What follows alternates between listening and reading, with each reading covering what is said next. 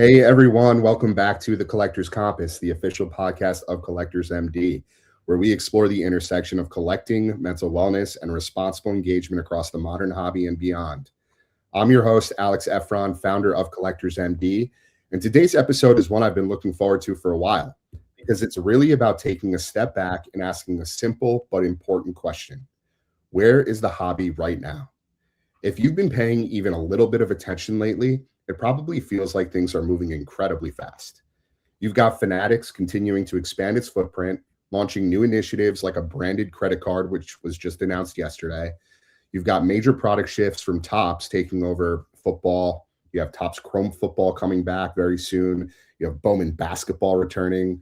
You've got wax prices continuing to climb. And at the same time, you've got ongoing conversations around things like transparency, trust, and accountability, especially with everything happening recently around whatnot and repacks. So depending on who you ask, the hobby either feels like it's growing or it feels like it's getting harder to keep up with. And that tension is exactly why I want to have this conversation today. My guest today is Paul Baldwin Jr., better known as Paully Donuts. Paully is someone I've known since before Collectors MD even existed. We go back to Facebook groups, buying, selling, trading, just being in the trenches of the hobby like a lot of people listening to this. He's built a really strong voice and presence online. He's deeply tapped into the community. He's not afraid to say what he thinks, but at the same time, it always comes from a place of actually caring about the hobby and the people in it. He's also the founder of a company called Get to Stacking, which we'll get into today. What I appreciate about Paully is that he's not just reacting to headlines. He's living in this every single day. He's seeing how collectors feel in real time. So today, we're going to unpack the current state of the hobby, what feels exciting, what feels off, what's changing, what's being lost, and what kind of hobby we're actually building from here. Paully, really appreciate you coming on, man. Welcome to the show. My pleasure. Thanks for having me. All right, let's dive right in. So our first segment is all about Get to Stacking, your company, why your voice resonates, and a little bit about you personally. So for people who know the name, but maybe not the full story, who is Paully Donuts in the hobby? In the hobby, a lot different, and I guess a lot of the same before I even did this as a career. Most that know me personally, I was in the Navy for 10 years. I joined when I was older. I joined when I was 29. So I had a lot of life experience behind me. Parents have some restaurants in Illinois, Chicago. I grew up in the restaurant business, but I was atrocious with finances. And that led me to joining the Navy, amongst many other reasons. My wife was a huge proponent of me getting my shit together. And, the Navy, it's funny, you don't think it transitions very well into this business, or especially what I used to do. Flying in helicopters doesn't really talk too much about sports cards. And I really wasn't into sports cards for a long time. Like most people, I got back into it during COVID, especially when the boom really happened. But honestly, man, I didn't even think there was a boom. I was on Twitter as just like a person complaining about life and stuff like that, and had like 1,000 followers and was just doing the normal social media thing. And then COVID happened, and I decided to rip some Skybox hobby boxes that were like $90 off of eBay, and boom, the rest is history, as they say. And as I kind of got more involved, and I transitioned out of the military kind of abruptly. I was medically retired, helicopter crash, all that. And, I was trying to, I guess, find myself a new thing, because I was really good at my old job and I loved my old job, like with all my heart. And then that got taken away from me. And here I am, like a dad, husband. How do I support my family? Oh, I have a degree. I'm just going to go get a job with Amazon or something like that. But COVID happened and cards happened. And one thing, led to another, where I was, the guy standing at Walmart buying boxes of cards and selling them, ripping boxes of cards. And my wife looking at me, what are you doing? What's with this card stuff? And I started, selling some cards on eBay, and my wife's got a good finance mind. And she's like, well, you might have sold that card for $30, but what did you pay for the whole box? Then you had to go to you had to ship it. You had to go to the post office, driving, all that. And I'm like, all right. And I kind of looked at my Twitter and started seeing more cards. And I saw a few people doing these sales, stack sales. At this time I had 0 Facebook, 0 Instagram as well. So it was really just Twitter. And then I just said, okay, whatever, I'm just going to do a sale one night. I made $4 after about an hour of selling cards. And that's not a lot of money, but to me at the time, I was like, I had a good time. Let me try this again another night. So I waited a couple nights. I did it again. And I'll never forget, I sold a Lubob 2020 Topps Chrome card. It was like $20 at the time. I think the comp was. And I sold it for like $5. And it was like, ever since I did that, something happened where I gained more followers, but I also, all these people were like more engaging and talking to me.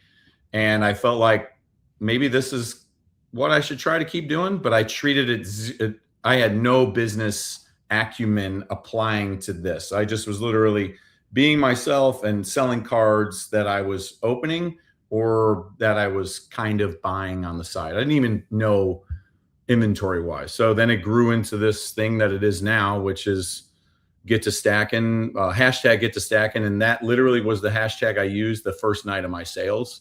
Everyone thought it was ghetto stacking.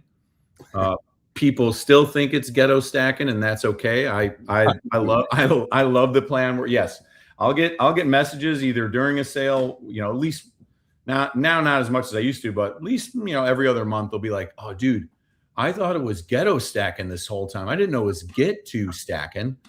Then I started treating it more like a business probably a year into it, and became a sole proprietor, then now an LLC. And now I'm just trying to find ways to grow it any way possible while also giving back. So that's where the website came up, gettostacking.com. And it's just a loyalty website. I'm pretty sure it's the only loyalty website in the hobby, but we're going to come out with a 4th tier, and that'll be something a little different. We're still working through that, and we got a couple other things, an app coming, and a lot of other things I'm trying to work on, and stuff that I don't know. Some stuff I think the hobby needs, some stuff that's already there that I think could be improved on. But it's fun. It's only been live for a few months, right? Got 245 peeps on there.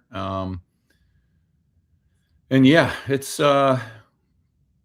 been fun. And like, I guess I've gotten much more passionate about it the more I have brought myself to shows and been a part of, conversations and interacting with people and watching through social media how people treat this hobby and I call it a business a lot because it's a hobby for me, but it's also become a business. So I call it just that. And it's not a business for everybody. So I try not to look at it through the eyes of a business person 24/7, because I do have stuff that I collect and that I PC. And, I think since I already lost a thing I was really good at and that I really enjoyed, if I'm going to invest all this time now into something that actually is fun and I don't have to go to a freaking office or deal with a boss or any of that, I'm going to want to invest as much of my heart and time and soul into it to make it the best that it is, and make sure everyone around me I'm not, Superman or Captain America or Batman, trying to like keep everybody safe, but I feel like people can easily get taken advantage of. And there's just so many things about the business that are great. And then there's so many things that are just absolute shit. Right. And I guess that's me long-windedly in a nutshell. I warned you, I could keep going. So. Okay. All good. Well, first and foremost, thank you for your service, Paulie. Yeah, my pleasure. Of course. And you brought up something that, I'd be remiss not to address, and that's joining the hobby during the pandemic, or reacclimating with collecting during that time. Like a lot of other collectors, I myself got into the hobby around that time. It was just the perfect storm, right? Like everybody's on lockdown. What's the best way to stay engaged with friends, with, like-minded people who share the same passions and interests? And so breaking just absolutely exploded organically, right? And a lot of people just got sucked in. Some people left years later. Some people stayed. You and I are, some of the folks that ended up staying. Can I interrupt you for 1 second? Of course. I am so happy that when I did get back into the hobby, I had no idea what breaks were. I mean, like, I didn't even know that was a thing until when I at least had my feet underneath me as to what, prices were and how to find out what things were worth. Right. I could not imagine where I would have been had I would have just said, "Oh, what are these? This looks fun." I'm not a gambler by any means, but I could easily see that slippery slope. Yeah. I myself got in from the breaking side of things. I ended up linking up with a few buddies that I grew up with. One of them was the individual who reintroduced me to the modern day hobby. We started this break group called BOGO Breaks, and we were breaking on Instagram and Facebook primarily. It was very casual, laid back. We were just having fun. We weren't pressuring people to buy in. People were joining at $10 a spot. If they missed, it wasn't the end of the world. And Sure. it was just fun. It was a different time. It was before the whatnot and the Fanatics craze. And anyway, I just I think back to some of the players that were really hyped at the time. And of course you have Ja and Zion, and the Crazy backs from the 2020 class: Burrow, Herbert, Tua, Hurts, Jordan Love. And then you think about baseball, and of course, Bowman, you had J Dom and Bobby Witt, but Lou Bob was the guy. When you mentioned Lou Bob, like I like wanted everything Lou Bob. Like he just seemed like the next phenom. And behold, so many of the athletes that I just mentioned are yesterday's news. Like they're completely forgotten, and not because they're busts or because they're no longer good players. Outside of Burrow, maybe Herbert.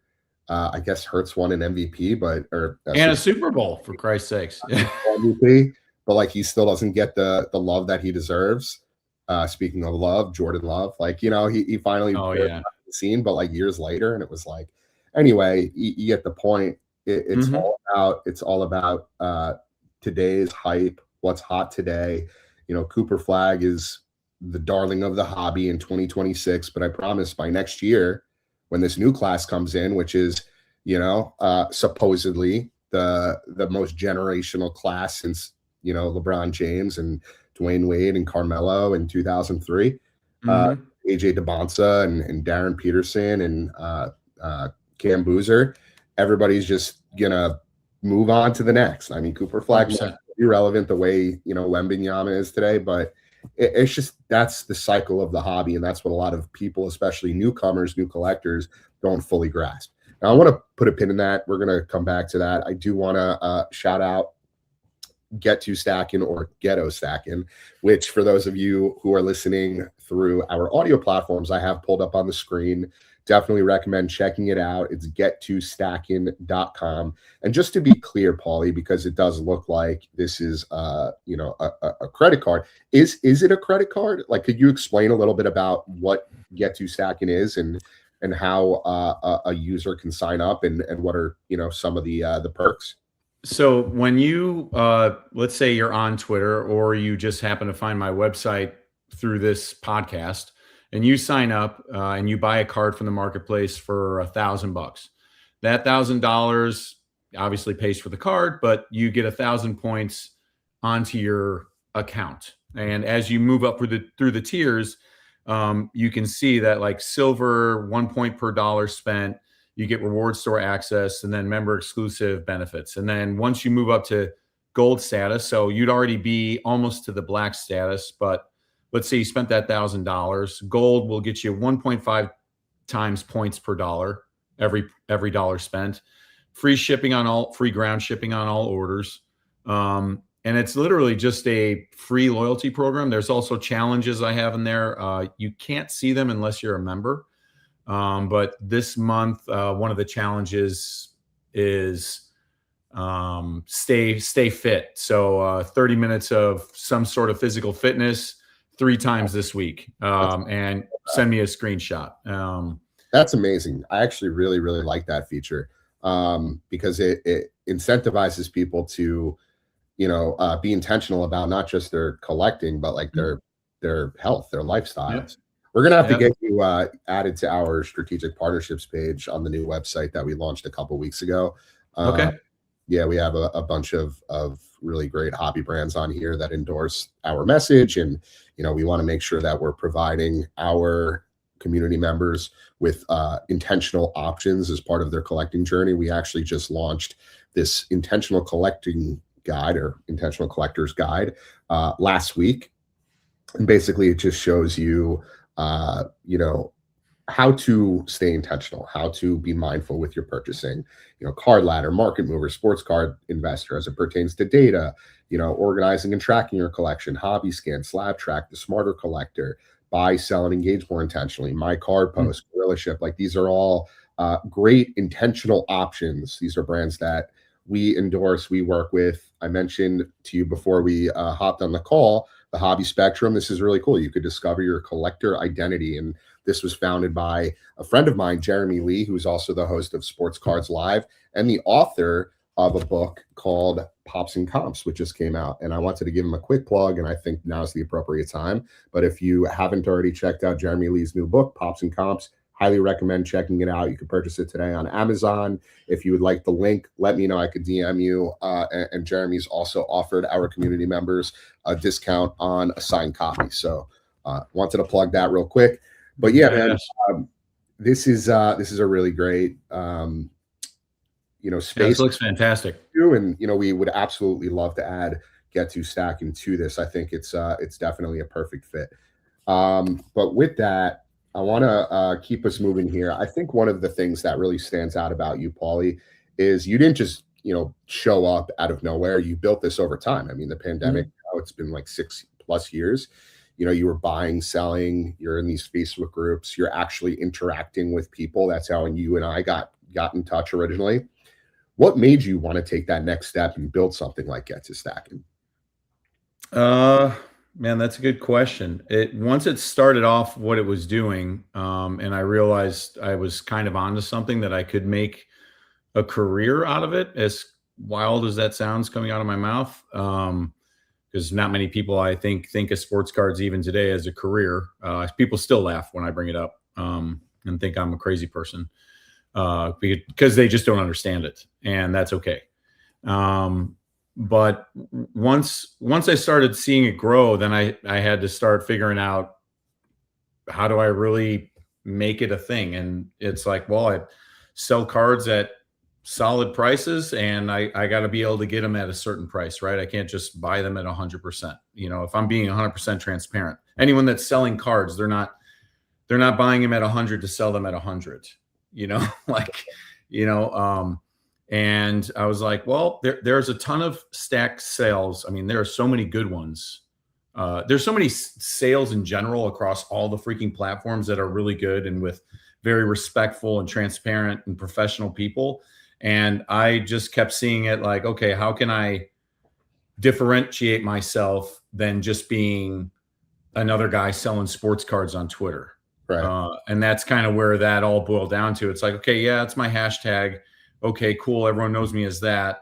But are you just posting pictures of cards? Okay, how good are you? How good do your pictures look? And then, okay, what's your shipping process like? And how fast are you shipping? Okay, how are people getting their invoices? I used to take freaking, I'll never forget. I used to take people's stacks and lay out all the cards.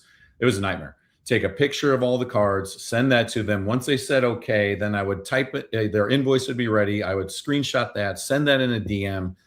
You could just imagine the time that took. And then once I started accepting credit cards through QuickBooks and Apple Pay these past couple years, people will get their invoices to their email. And I just always trying to you think about it at face value, you're just like, oh, it's selling cards on Twitter. It's like, well, yeah, it could though be so much more to carve your way into that space, because everyone's eyeballs are everywhere. There's great cards. You're not the only person that has, this. I'm just grabbing whatever's next to me here. Hang on. We got to see what that is real quick. Was that a Cooper flag? It was, yeah. Gold X's and O's. It's a big card. Yeah, it's a good looking card. But that's a dime a dozen, know, and you see people, it's like downtown. Yeah, anyone can get their hands on downtown. Yeah. So I guess what I'm trying to say is that originality definitely, my buddy, when he listens to this, he's probably going to laugh because I preach on it a lot. It's like, I don't want it for you to see what I'm doing and just go past it. I want you to be like, oh, that looks different, even though you might know it's me, but and it could be just a downtown, I want you to know that it is me, and that it is something that, I'm trying to constantly improve on, and maybe make other people go, shit. I mean, if he's doing that, maybe I need to do a version of that, or, oh, he did it this way, but maybe I can do it this way. And, I'm doing the same thing when I see other people do stuff. Yeah. So that's kind of where Get to Stacking has grown to, Gotcha. Yeah. And you've also built a following of people who really trust what you say. I mean, you have a pretty significant following on X. You're basically closing in on like 20,000 followers across all socials, which isn't easy to do in this space right now. It's ultra competitive. Very. It's highly saturated. There's just so much content, so much noise, so many voices. So why do you think your voice resonates with so many collectors? I don't talk down to people. I think people really effing hate that. I despise it. I mean, one thing I noticed when I joined this business, my budget at my first card show was $2,000. No more, not a penny more. That was food included. That was stay. That was like my whole deal, right? And that some people, that's a lot of money. I'm not trying to say that it isn't a lot of money, but in this business, that to anyone listening that does this, they'll be like, $2,000. Like, what did you buy?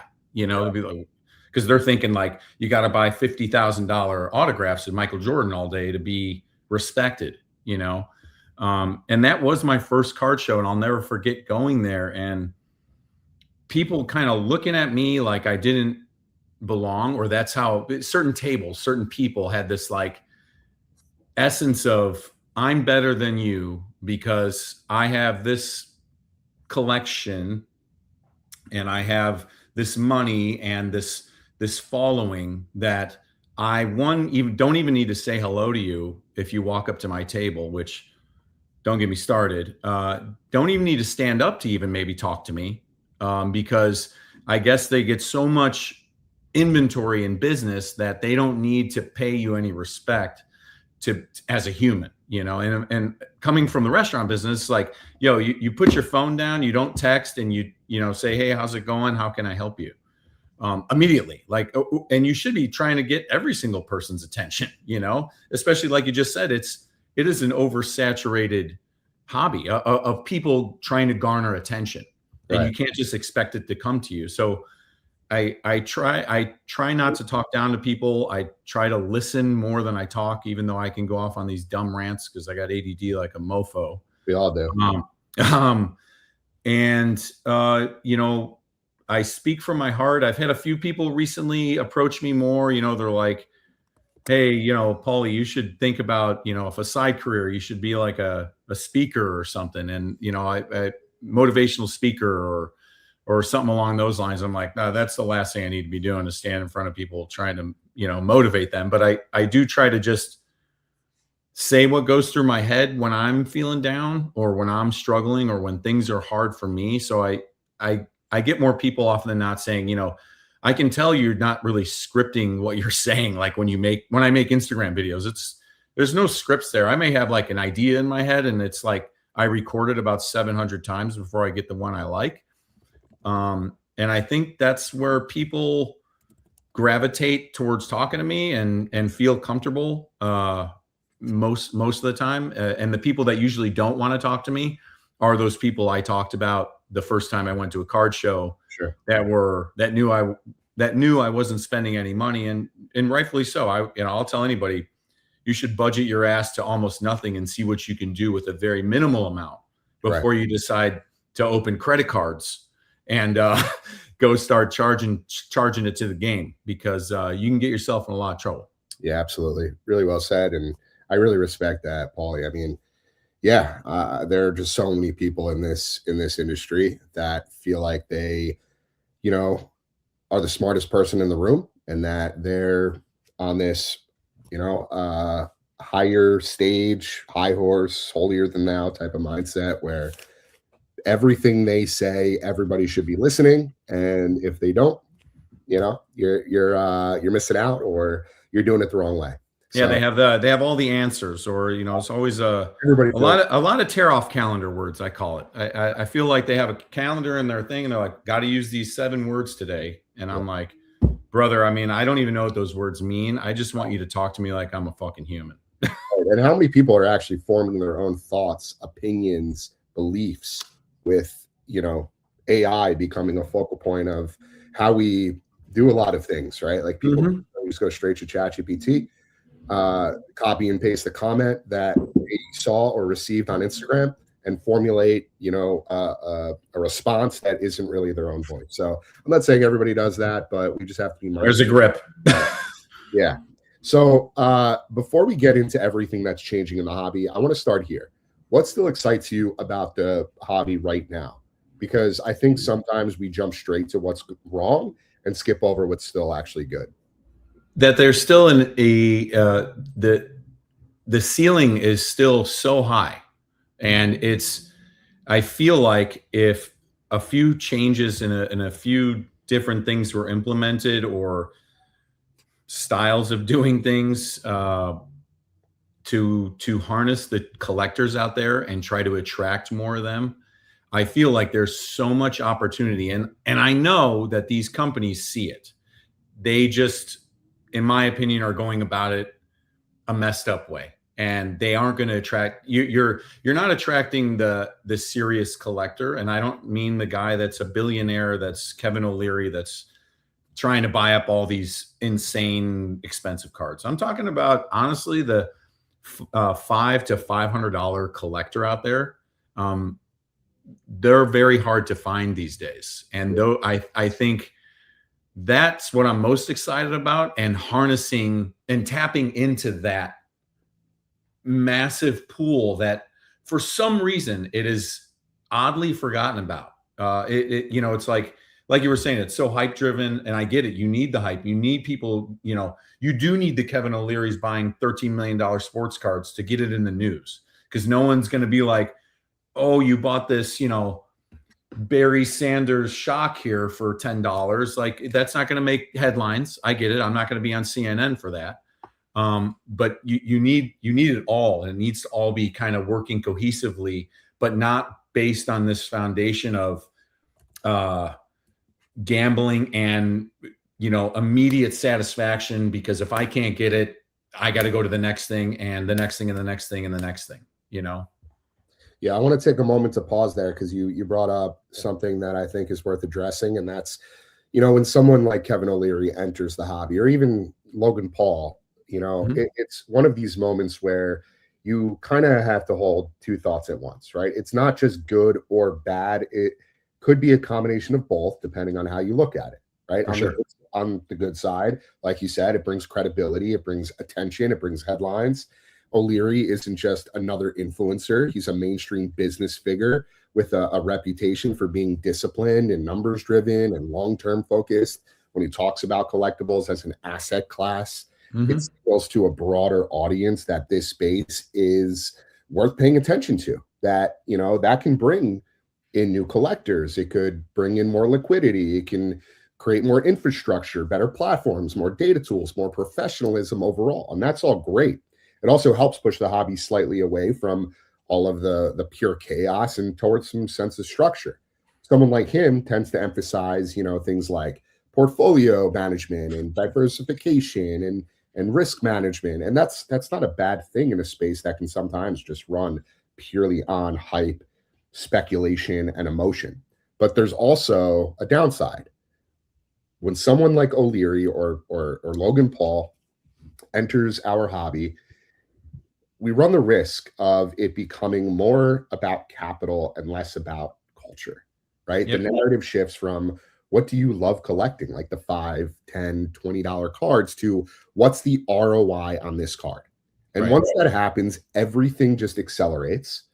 Everything speeds up, the prices, the flipping, the speculation, the pressure.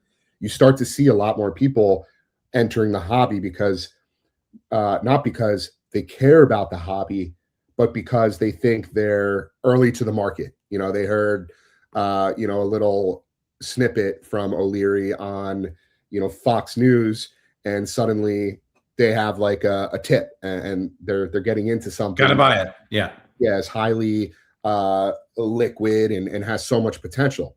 And history shows what usually follows that are inflated prices, short-term, and impulsive decision making, and eventually level of correction.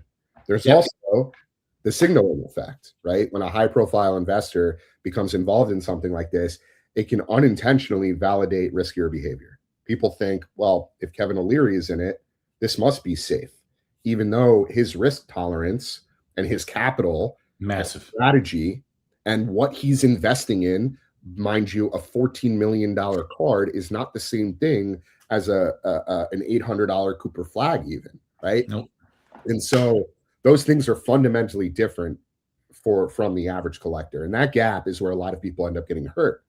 And so I think the biggest tension with all of this is the hobby has always been at its best when it's personal, when it's about nostalgia and connection and meaning. And when you bring in like these heavy hitters, the investment energy, it doesn't necessarily erase that, but it can drown it out because it just becomes this dominant voice. So the reality is, like, these types of individuals, entering the hobby, it's not the problem in itself. It's what the hobby does with that moment that could lead to damage, right? 100%. If it leads to more structure, transparency, and education, that's fantastic. If it accelerates the hype and the comparison and the pressure, then it becomes something else entirely. And that's the kind of balance, that we're sitting at right now. And I think that's a really, really good segue to our next segment. Oh, there goes my phone, which is Fanatics and this whole credit card that was announced yesterday. And, also the financialization fandom. So again, I want to shift into something that's been getting a lot of attention over the last 24 hours, and that's Fanatics announcing a branded credit card, I believe, in partnership with Amex, American Express. So 100%. When you saw that news break, what was your honest reaction? Really quick before we move on from Mr. O'Leary, I will say those guys, because I agree with 100% everything you said.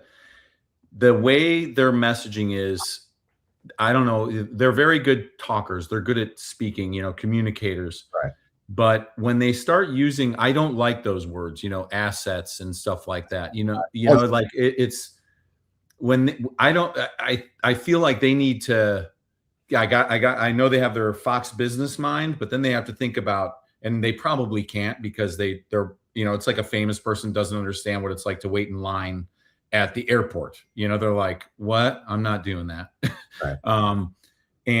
But they got to learn to speak not down, but at the level of like, hey, this isn't, you could lose your money here, So, it's okay to tell people, especially if it came from, imagine if Kevin O'Leary's pitch was, hey, I did buy this $13 million sports card and Michael Jordan could go kill someone tomorrow and this card could be worth $0. There is a risk. It is not 100%. I bought a $13 million card and I'm guaranteed to make money. That is and I don't know why that seems like the messaging advice from all of them, they sell that Pokemon card for whatever insane amount of money. And I get it. Congratulations.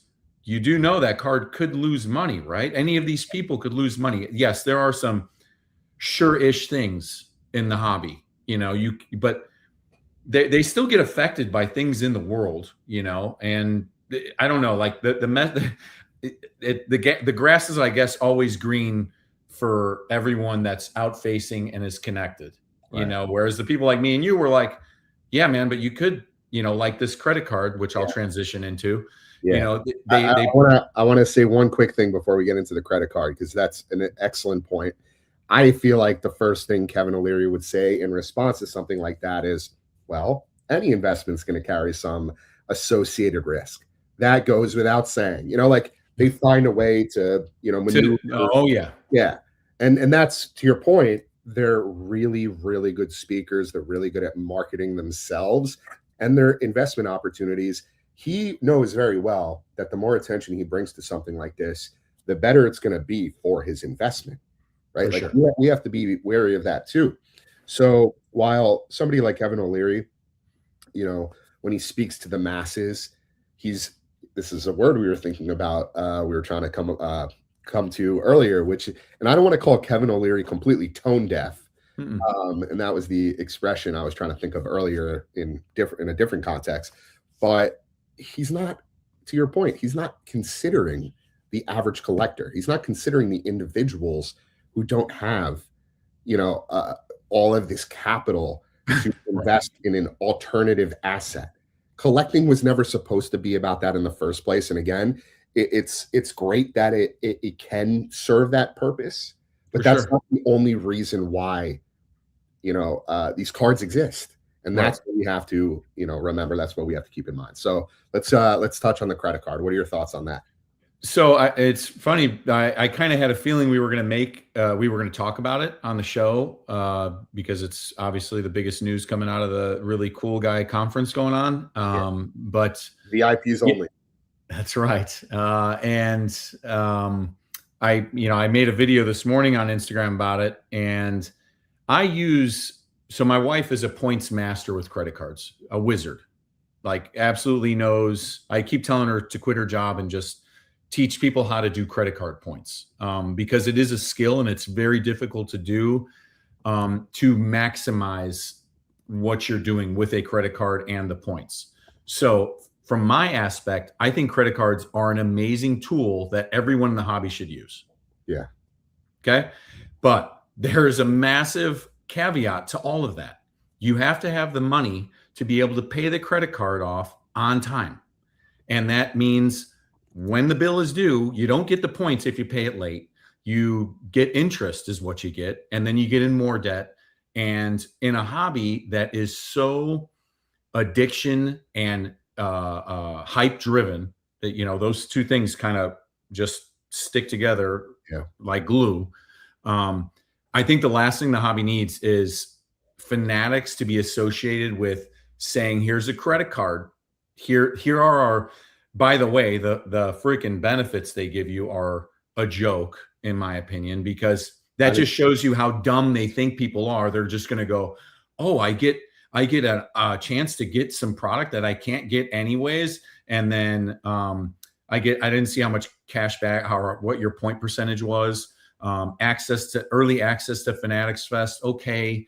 But man, you could, if you really want to dip your toe into credit cards, there are hundreds of other better options out there to choose from, one. And two, I know that the world in general, like the United States anyways, the amount of credit card debt that has increased over the past years is insane out there.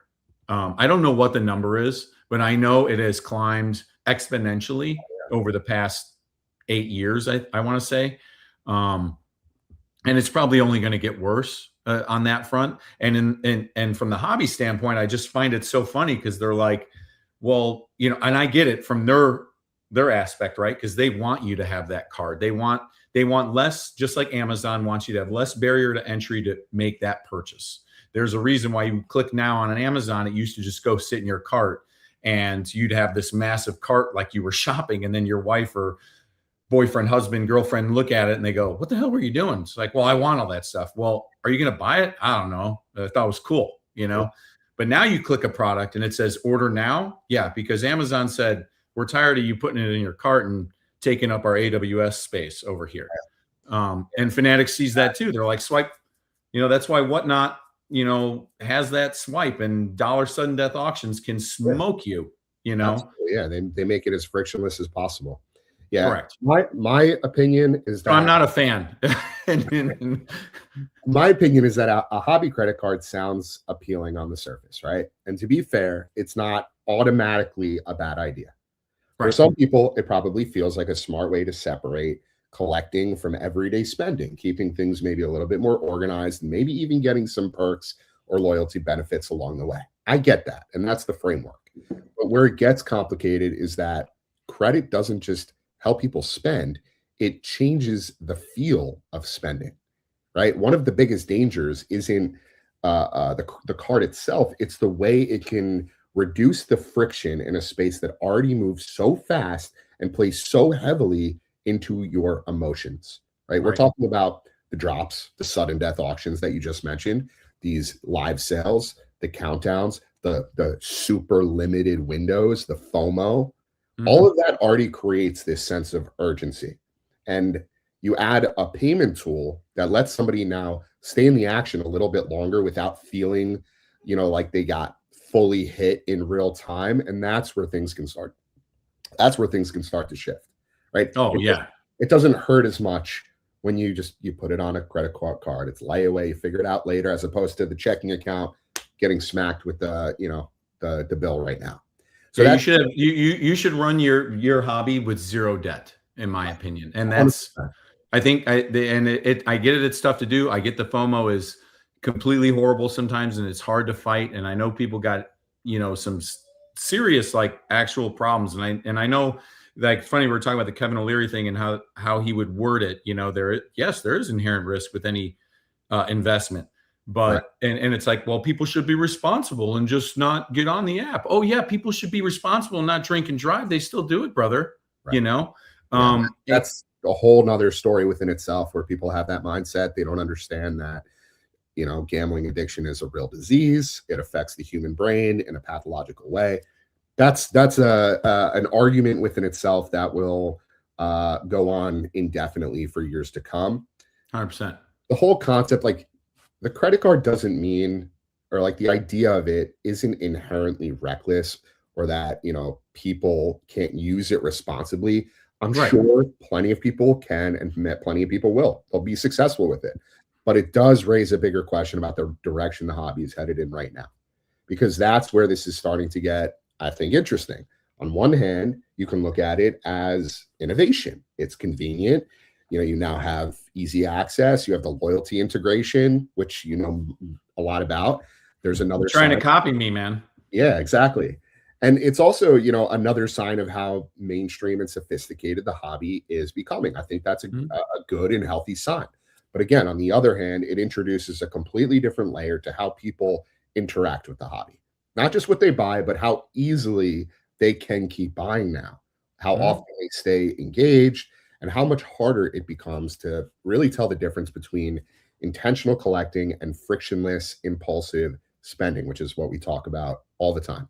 So to me, it's a give and take. There's Yep. upside for sure, but there's also real risk if nobody's willing to talk about it honestly, and the behaviors that could potentially come with it, that might be reinforced.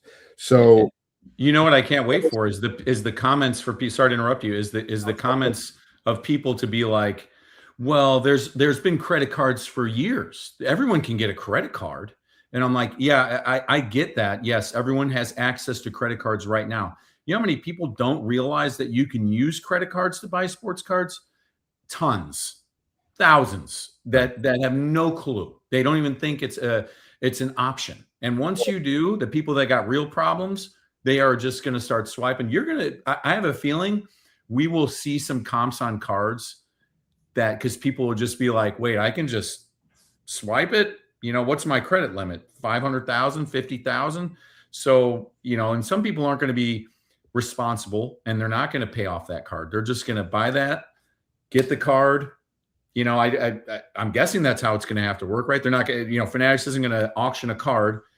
They put their Amex, if you're allowed to do that, and just take the card and let the card go to collections, but you get to keep the Jordan finest that you bought. Yeah. I think a Uh, huge part of it, Paulie, is that people are starting to see the correlation, the synergies between traditional gambling apps and hobby apps like Whatnot and Fanatics, where you can't use a credit card to deposit money into DraftKings.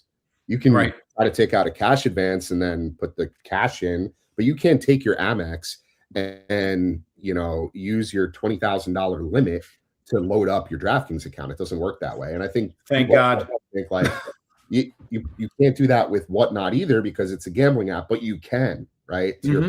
But the bottom line is, by introducing a hobby direct credit card, you're creating, like, you're removing another layer of friction.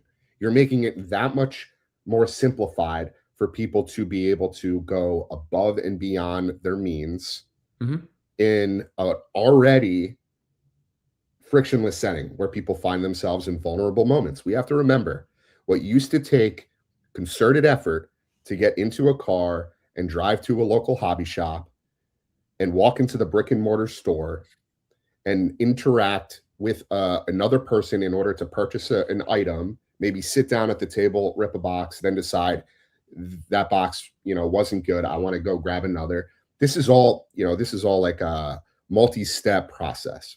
Sure. All of that entire process has been reduced to being able to literally take your phone out of your pocket and click a button. Do that any time of the day, 24/7 access. It's always readily available. Now you add that extra layer where somebody can take a Fanatics credit card, which is most likely going to be directly attached to your Fanatics account. 100%. And you could just go balls to the wall. It's going to create issues. Now, I say that again, if there are guardrails, if there are safeguards that are implemented as part of this proactively, and we're having another conversation. Correct. So that's a huge reason why Collectors MD exists. And my hope is that Fanatics maybe recognizes that and either comes to us and says, let's implement some responsible branding into this experience, the way a lot of hobby shops and breakers are doing so as part of our Rip Responsibly movement. Or come up with your own. I wouldn't be offended if they, came up with their own hashtag or their own form of responsible messaging. As a matter of fact, it would validate the work we're doing. It doesn't have to be Collectors MD branded. This isn't like a money grab or we're not. A lot of folks thought we were like a corporate shill at first. People thought I was a paid actor with my lived experience as a recovering gambling addict and somebody who's gone through the ringer on multiple fronts to end up where I am today. Anyway, not to go off on a tangent, but we are far from a corporate shill. We found out yesterday, just like everybody else, about this credit card. We were not invited to the Tops Industry Conference. I mean, you have me on, so you definitely aren't. Yeah. So anyway, just to anchor this piece, the easier it becomes to spend in the hobby, the more important it becomes to understand what that ease is actually encouraging, because convenience isn't neutral. It shapes behavior, whether people realize it or not. So with that, we're going to transition over to our next segment, which is the Tops Takeover. So we have Top Scrum football coming out, I believe, next week. We're already seeing retail start to leak. I think I saw a breaker on Whatnot ripping a case of blasters last night. You have Bowman basketball coming out, which is a brand new format. They had this accessible Bowman U product for years where you could, you could hunt your favorite college basketball players' first Bowman. It was relatively affordable. Even with Cooper Flag in the product last year, the hobby boxes were only, I don't know, $200-300 a box. Even Sapphire was around $300 or $400. Now you have the NBA licensed players in it. So you're not only chasing, the upcoming crop of players that I mentioned before, Devonsa and Peterson. And I don't think Boozer is going to be in it because he's a Leaf exclusive athlete. I could be wrong there, but Leaf exclusive. Wow. Yeah, he's Leaf exclusive. Both the brothers are.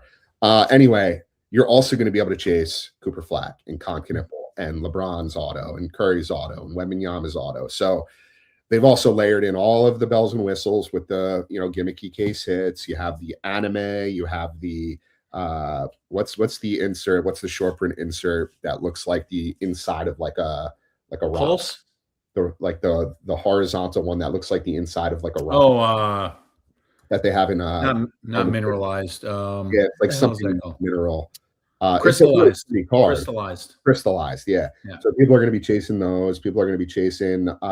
There's a few others that they introduce. I think you have again like Top Chrome Football, and they've I forget the name of it. I believe it's Japanese themed, but they Yes. basically combine mangas with downtowns, and now they're Yes. making this the most sought after case hit in this product. So you have that. You have the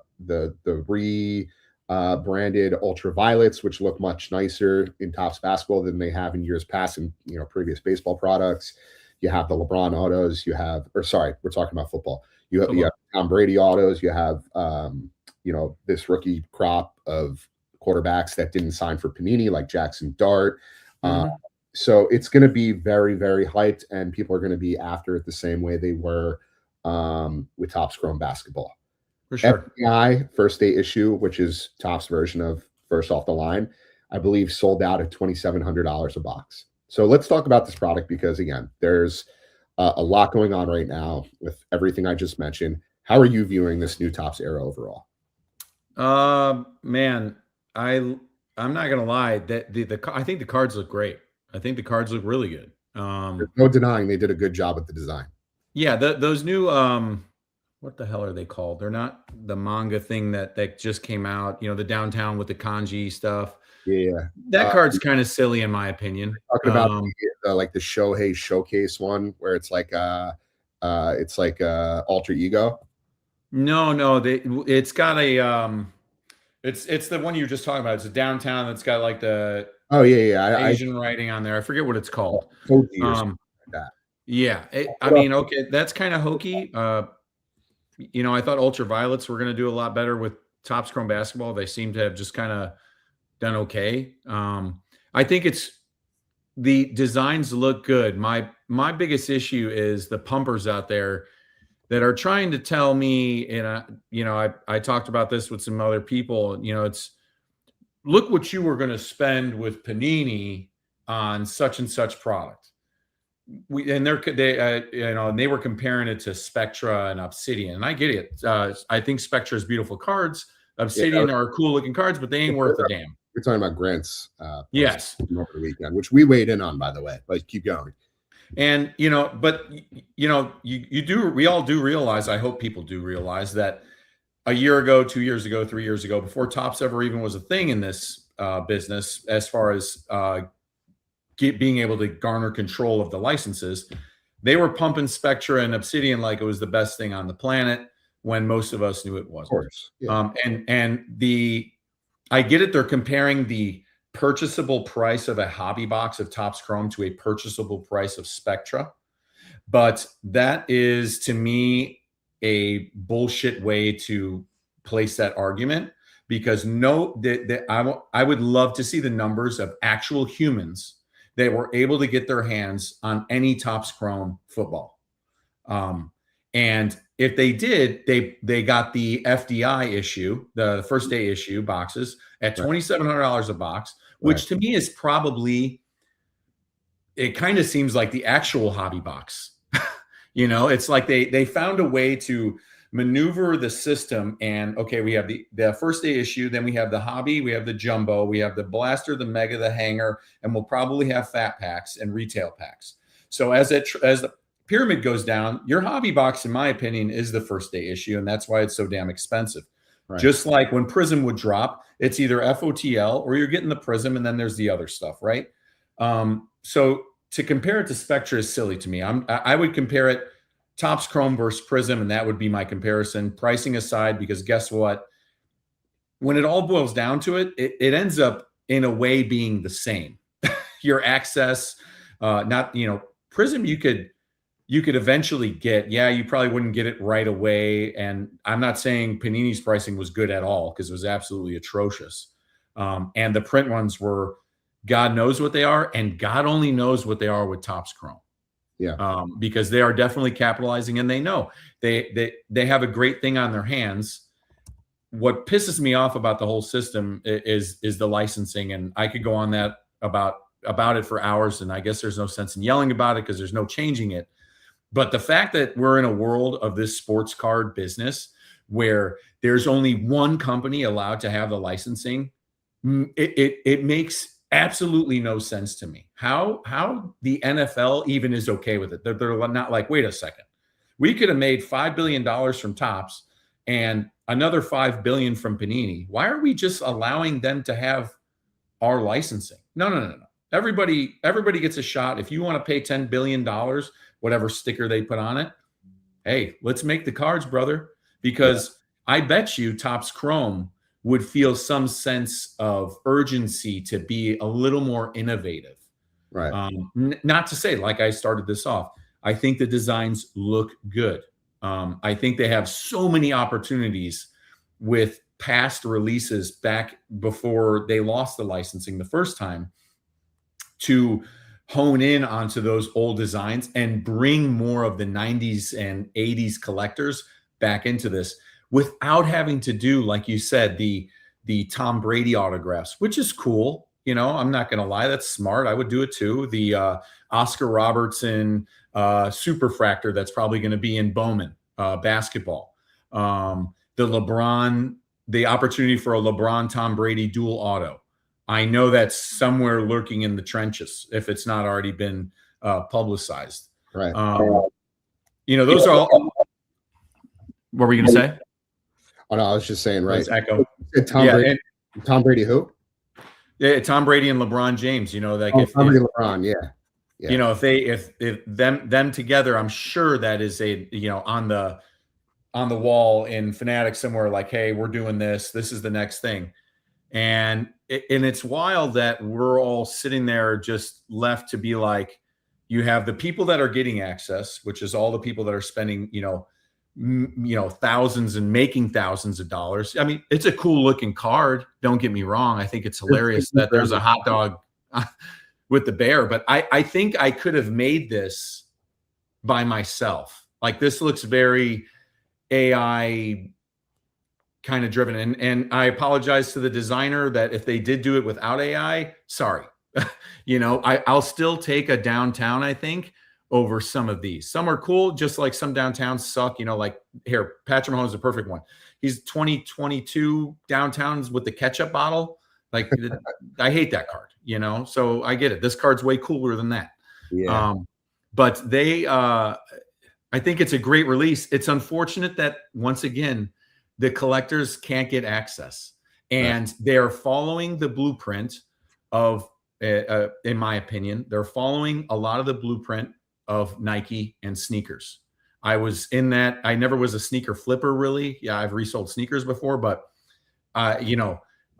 they are following that blueprint. And if you look at Nike now, they are not hurting. They're not going out of business, but the shoes are sitting, man. Like, shattered backboards getting released, and you can find them I love that about shattered backboards. Oh yeah, I'm a big sneaker guy. I saw on the back. That's kind of why I brought it up. Because shattered backboards. Not to cut you off, Pauly. One of the best quality Jordan 1s ever made. The new version, they're an embarrassment. They're like plastic, like an insult to the OG. Anyway, yeah, and that, but that's just it.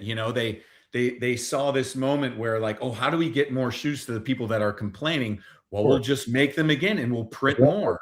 That's why they always said no shoe is safe, because they'll come back. They'll come out with the undefeated 4s and general release them, or one day they'll release the M&M 4s. I was just gonna say M&Ms. They're gonna those will be a GR release sometime, and so that's like my thing. I'm like, why are you saw what happened with Nike, right? Like, all those sneaker flippers, now it's so small, that community has shrunken to the point of, one, it's impossible. I could only imagine carrying around boxes of shoes all day. It sounds like a pain in the ass. Yeah. But two, a lot of those people left and they jumped into sports cards because they saw it as an easier avenue to transition. But that doesn't mean you make your business model off of, like that. These cards look phenomenal, these Shield cards. Yeah. But someone was telling me the Shield's not even, because I know people really big on this whole game worn thing, even though it's so funny. This is my ADD right here. I love people that love game worn cards. Like they'll say player worn, game worn. Like, they ask that question and I'm like, yeah. And they're like, sweet. And then I usually ask like, so, but you don't know what game, you don't know where, you don't know when. It could have been in the locker room for all you care. What does that even matter? What's the difference of him putting it on and not doing anything in it? Now you tell me it's like Tom Brady's Super Bowl shield that he wore when he won the Super Bowl. Oh, well, okay. And it comes with, like Upper Deck back in the day used to do these amazing like descriptions on the back. This was worn. Congratulations. This was worn in game such and such. And, this is your moment. Yeah. See, I mean, and this card looks sick. And I didn't even know the other genie existed. Dude, what is this? This is Topps version. This is Panini's version. Zero Fs, brother. You even have the genie bottle in the same exact place. Anyway, I want to take a moment to pause because we do still have a lot to unpack, and we do have some. No, don't apologize, Paulie. This is fantastic content. We have a few folks in the chat that I want to address real quick. So First and Third says, question for Paulie: as the hobby gets more financialized, is it still possible to be both a serious investor and genuine collector, or has money made those two identities harder to reconcile? Jay, great question. And I struggle with this sometimes as well, since I'm, since this became so much more of a business than a hobby for me. I do think it's still possible, but you have to be intentional with doing that. I think you should set aside, I have cards that I'll never sell, and it's just, that's the way it is. I say never sell. I guess if one went to $10 million and I needed the money, okay, but it's probably never going to get there. But I have cards that are worth $5 that I just won't sell, that I love, or like 2020 Topps. I'm not a baseball guy. I don't do much with baseball. I sell a few baseball stuff here and there, but the card that got me back, even though I'm a Jordan guy, the card that got me back into sports cards and that I knew what sports cards were was the 2020 Acuna Topps card, where he's doing the rock and roll pose. I didn't know they made sports cards like that with pictures like that. And I was like, bro, they make cards like this? So I think you can definitely be a serious investor. You have your pieces that you're like, all right, this is kind of my stuff that I am okay with parting with, whether that's sometimes at a loss and sometimes at a gain. And then you have other stuff where you're like, I'm never selling it. Maybe because it's never coming around again. And some cards I've sold where I was not in the financial position to keep them, but if I was, they would have never left my collection in a million years, just because they just don't come around. So it's definitely possible. It's just kind of, you have to be intentional with it. Absolutely. I apologize for that. I don't know what happened there. My mic and camera disconnected for a moment. I could still hear everything, but I'm back. I thought you were just zooming in on my stupid face. No, it's all good. Fowat says it's the enticement that'll get people hooked, even if their entry limit is small. That is all it takes for them to get them into a long-term spiral. Absolutely.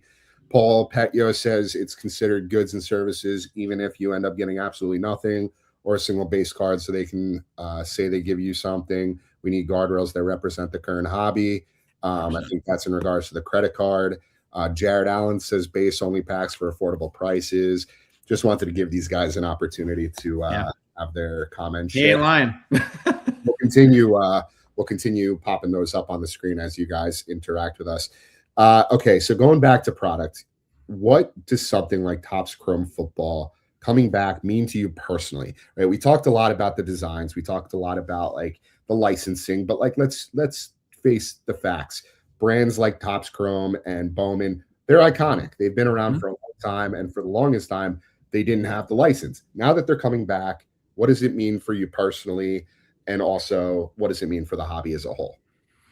I think this is where things get pretty frustrating for a lot of the older collectors that back when they could get Topps licensed, they look at this now and they're like, sweet, this looks awesome. Let me get some, but they can't. I don't know what that really means for them. It's probably means some frustrations, I'd imagine. I love it that it's back. I think it's going to be great for cards going forward in a certain way.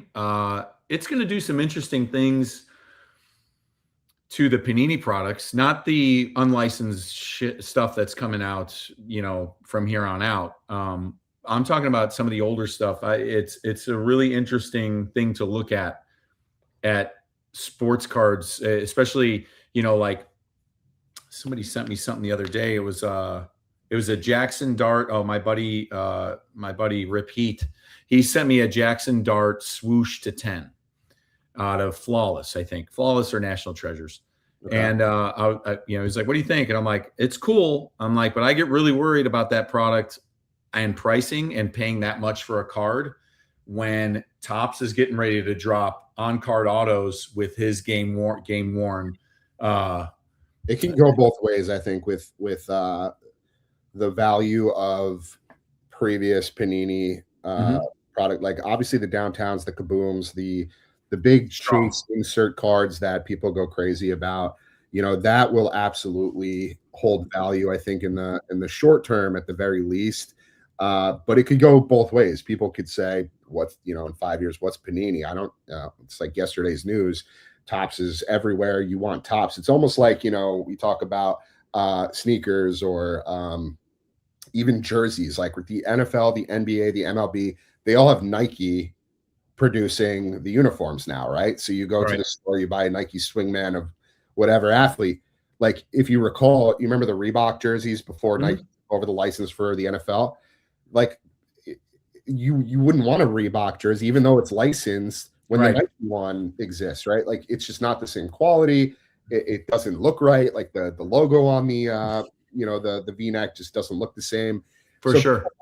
I don't know if that's a one-to-one comparison, but people might feel the same. Now, let me pull up something really interesting one more time here. I know I'm showing a lot of visuals today, but I think this is a really great opportunity to do so. Did you see this yesterday? Topps is rolling out NBA hoops. Now, I did see this. I thought it was hilarious. It's confusing. Like, super. Just come out with an NBA hoops product. So, like, what happened here? Obviously, Panini can't make NBA hoops anymore because it has the name NBA in it, and they don't have NBA license anymore. So does that Topps bought the license for NBA hoops from Panini? If so, does that mean they can also buy other lines, other products like Donruss? Can they buy National Treasures? Can they buy Flawless? Like, can they go and buy Skybox or Exquisite from Upper Deck? Like that's what they need to do. Those two ones, 100%. They should have already been hot and heavy on that. This thing, somebody had a good explanation about how they were able to do this. And I just can't remember who or what they said, but I was like, oh, that kind of makes sense. I think you're welcome, Sealed Wax Nation, in the chat. Phil's a legend. Huge shout out to Phil. Nice. And I forget, I don't think they'll be able to buy National Treasures or Flawless. I think there's something in the wording here with NBA hoops that Topps had a hoops product and Topsopoly. Yeah, you ain't lying. That they were able to make this happen. These cards, in my opinion, look like crap. I like the throwback, I guess. These two cards right here look atrocious. I don't want that. That's cool. I mean, it's going to be NBA hoops has always been lower end for Panini. They use paper stock, foil board. It looks like Topps is going the same route here, but typically the cycle would be Panini would launch NBA hoops. They would launch paper Donruss. They would come out with for football it'd be Score and paper Donruss, Premier, or what is it, Prestige, like those types of products. And then they would launch the Chromium. They would launch Prism and Optic and Select and Mosaic, and then they would come out with the high end, National Treasures and Flawless and Immaculate, etc. So Topps has already released Topps Chrome basketball. They've done Midnight. They have a few others that have been recently announced. I know Cosmic Chrome is coming soon. NBA Hoop seems like a giant step back, but maybe this is in an effort to make the product more accessible for the average investor. But still, is NBA Hoops now going to be a $500, $600, $700, $800 box because you can hit these one-of-one Wembyama autos? You can hit Cooper Flag and Knipple. I'm sure you could hit LeBron autos. Like, where does all of this like land in terms of, again, like the pricing on the secondary market pricing on sealed wax. Oh, it's going to be that. I mean, it's the bots. As everybody knows, the bots are crushing right now, and that's one of the main reasons why people can't get access. And does that apply to EQL also?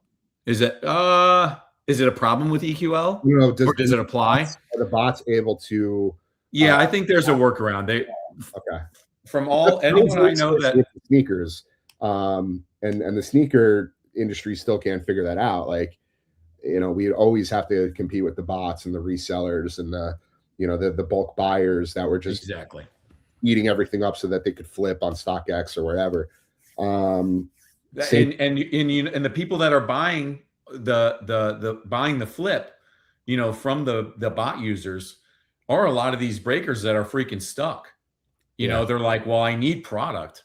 So that's where the bot people were like, well, we could just buy it all up. They have to come to us.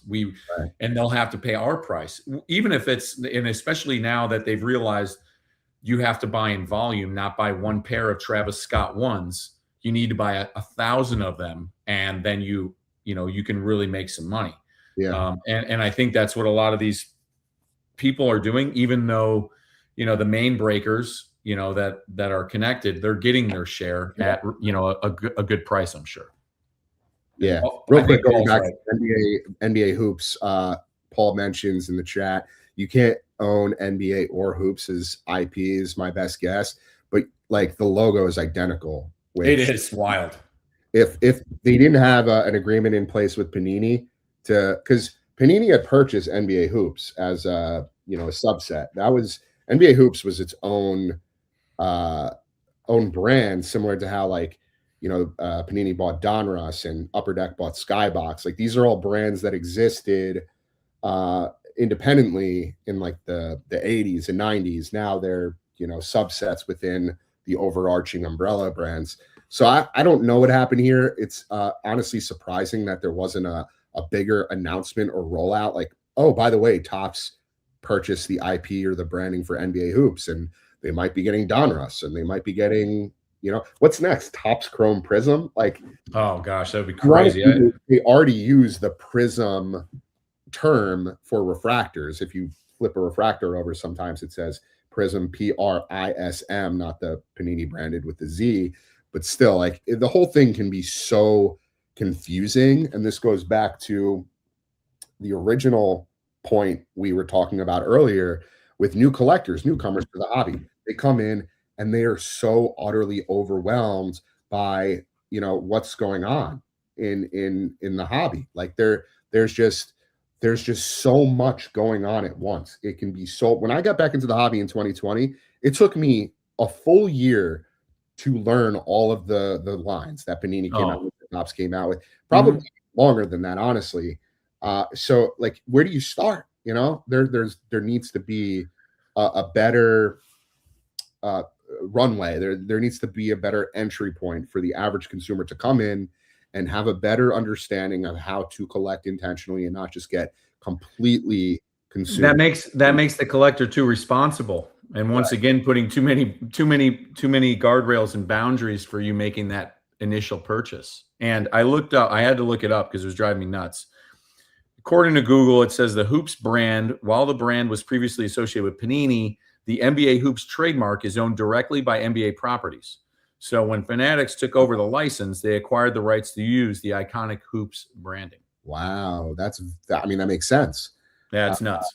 I wonder if there are any other sub-brands that fall within that sort of jurisdiction. That'd be nuts. If there was a Topps Flawless, I think we're gonna talk about it later about products that I'm excited if they end up doing them. Yeah.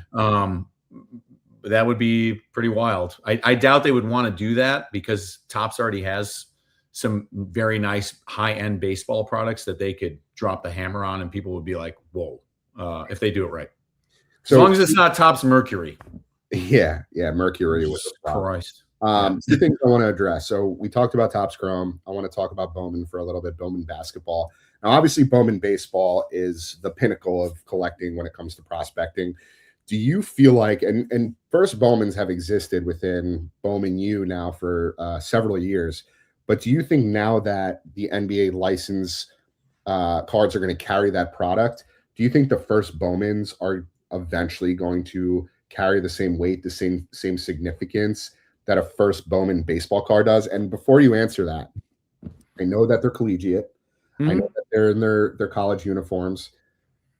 Consider this. First Bowman baseball cards, the prospect cards, are all photoshopped. None of those guys, Connor Griffin, Roman Anthony, Jack Caglione, all of their first Bowman cards are photoshopped. For sure. They've shown images of before and after where they're actually in a AAA or not AAA, single A uniform. Then they put the Pittsburgh Pirates logo over the, So what are your thoughts on that? I think the baseball collector is much more nuanced and particular about their baseball players than the basketball and football guy. That's what it boils down to. Like I'm speaking for myself. What I would want is, I get the argument on the baseball side, because historically that's just kind of how it's been. But for basketball and football, I feel like we want the actual rookie card of whatever that looks like. I want to see LeBron holding his jersey up, and that's what I'm going to call his rookie card. I want to see, it's like the Jordan. The Jordan's a fun one to argue over. Some people like to think the star is his true rookie card, but I'm a diehard Jordan guy. And if I was a millionaire tomorrow, I would not buy the star. I would buy a PSA 10 Jordan and be a happy man and go, that's his rookie card, and that's what it is. Same I think is going to go for this. I could see where some people might think it might make that shift, but I would be really surprised. Yeah.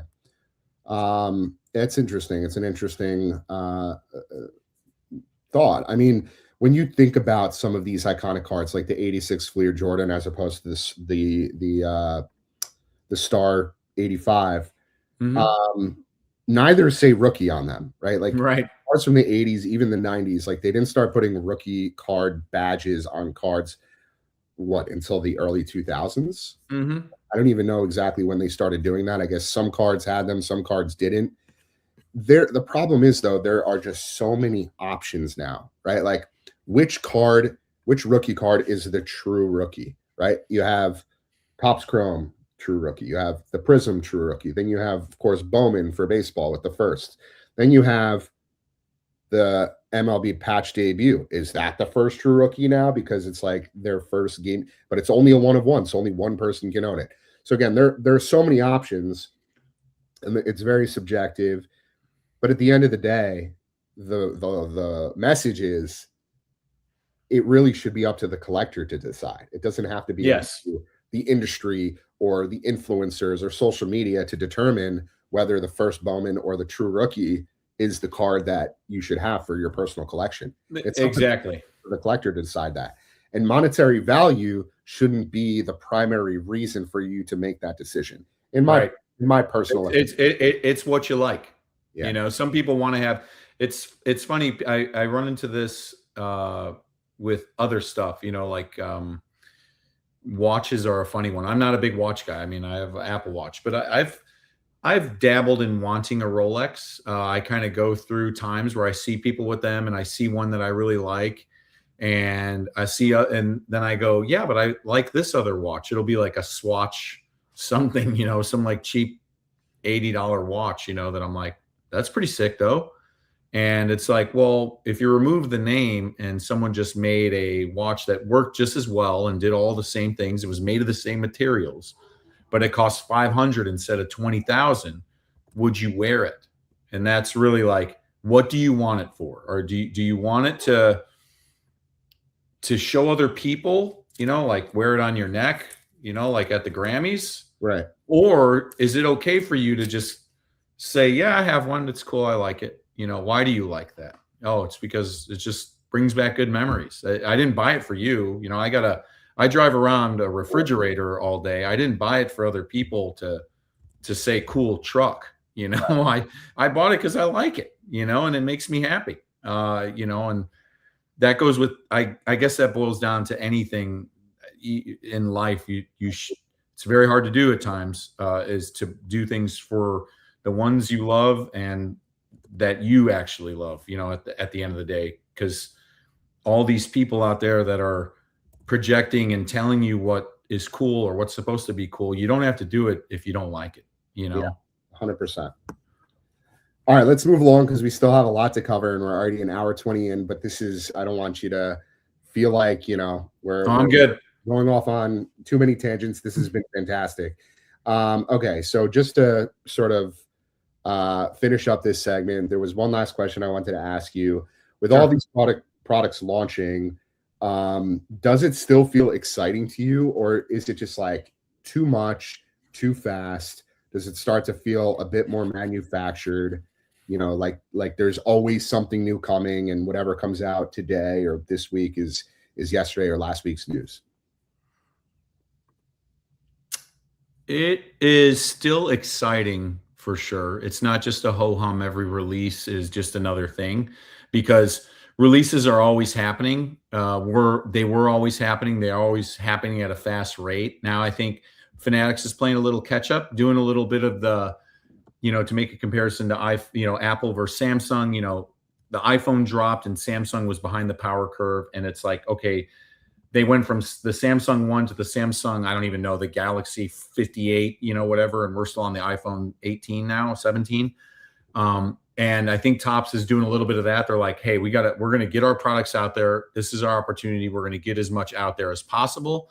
And if it's sitting on the shelves for a little bit, that's okay.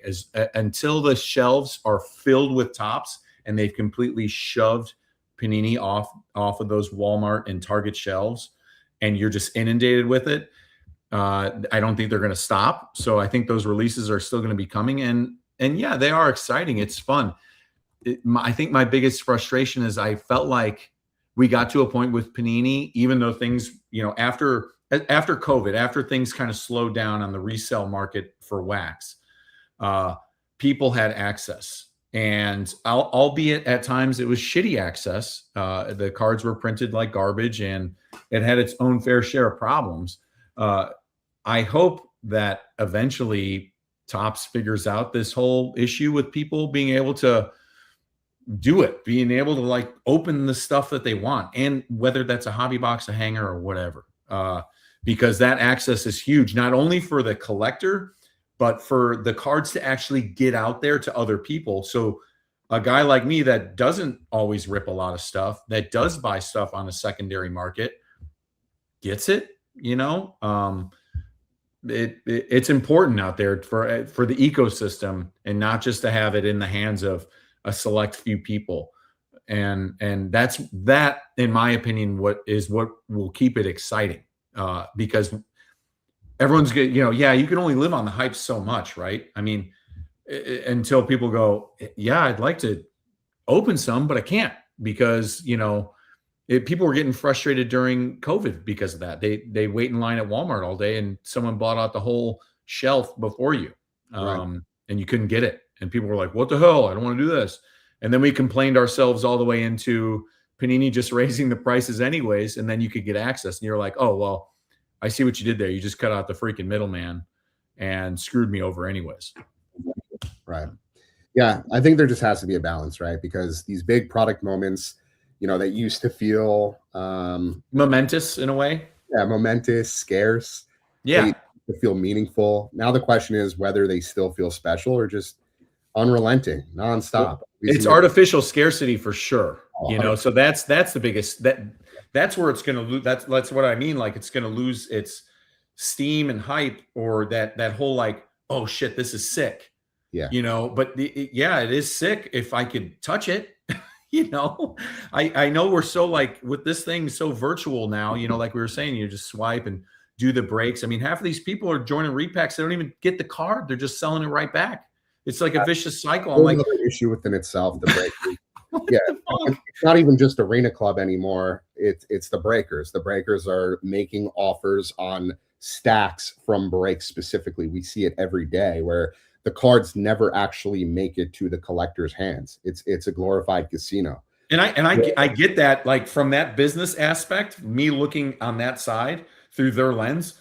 Yeah, I get it. Why wouldn't you do that? Like if you were, no rules against it. It's not illegal. It's just the fact that that exists without any sort of oversight or regulation is a whole nother problem within itself. So and that's happening with what that's almost transitioning into what's happening with, let's say, Topps Chrome Football. right. And these products, like if you don't give people a chance to open them outside of an app, Right. like physically put my hands on them, it will turn into a watered down, Topps definitive football and Topps definitive basketball will drop, and you'll be like, wow, I would love to open that, but I can't. So cool. Yeah. And that's a perfect segue for our next segment, which, is accessibility, the wax prices and who the hobby is still built for. So we have to talk about wax prices, especially on the secondary market, because that's probably one of the biggest conversations right now. Mm-hmm. I think we've reached a point where wax pricing is starting to feel unsustainable. I mean, that's for sure. I just see stuff that gets ripped and I'm like, damn, like, what did you spend on that? That was not worth that. I don't care what the bounty, what the bullshit bounty any of these guys are putting out there, because that's exactly what I think they are. Right. The bounties just make me laugh. Right. And sometimes I'm not going to put the tinfoil hat on, but yeah, these bounties seem very artificial, even though they're getting paid out. Of course, yeah. I mean, it creates a sense of hype and excitement, and people see that, and their next action, people are very reactive. They go and buy the product because they see, oh, if I pull the one of one product hit out of this, I could sell it to this influencer for, $1 million. Well, let me explain something to you. You have a much better chance of going to your corner store, scratching 5 scratch offs, and hitting the jackpot on all 5. Right. Your odds are incredibly better. Like, I'm telling you, there's the volume of product that comes out today makes it virtually impossible for the average collector to hit any of these cards. Correct. The fact that they make it seem so seamless, so possible, is what creates this manufactured hype, this manufactured scarcity, and ultimately gets people to spend. So right. How much of today's hobby do you think is still accessible to kids or newcomers?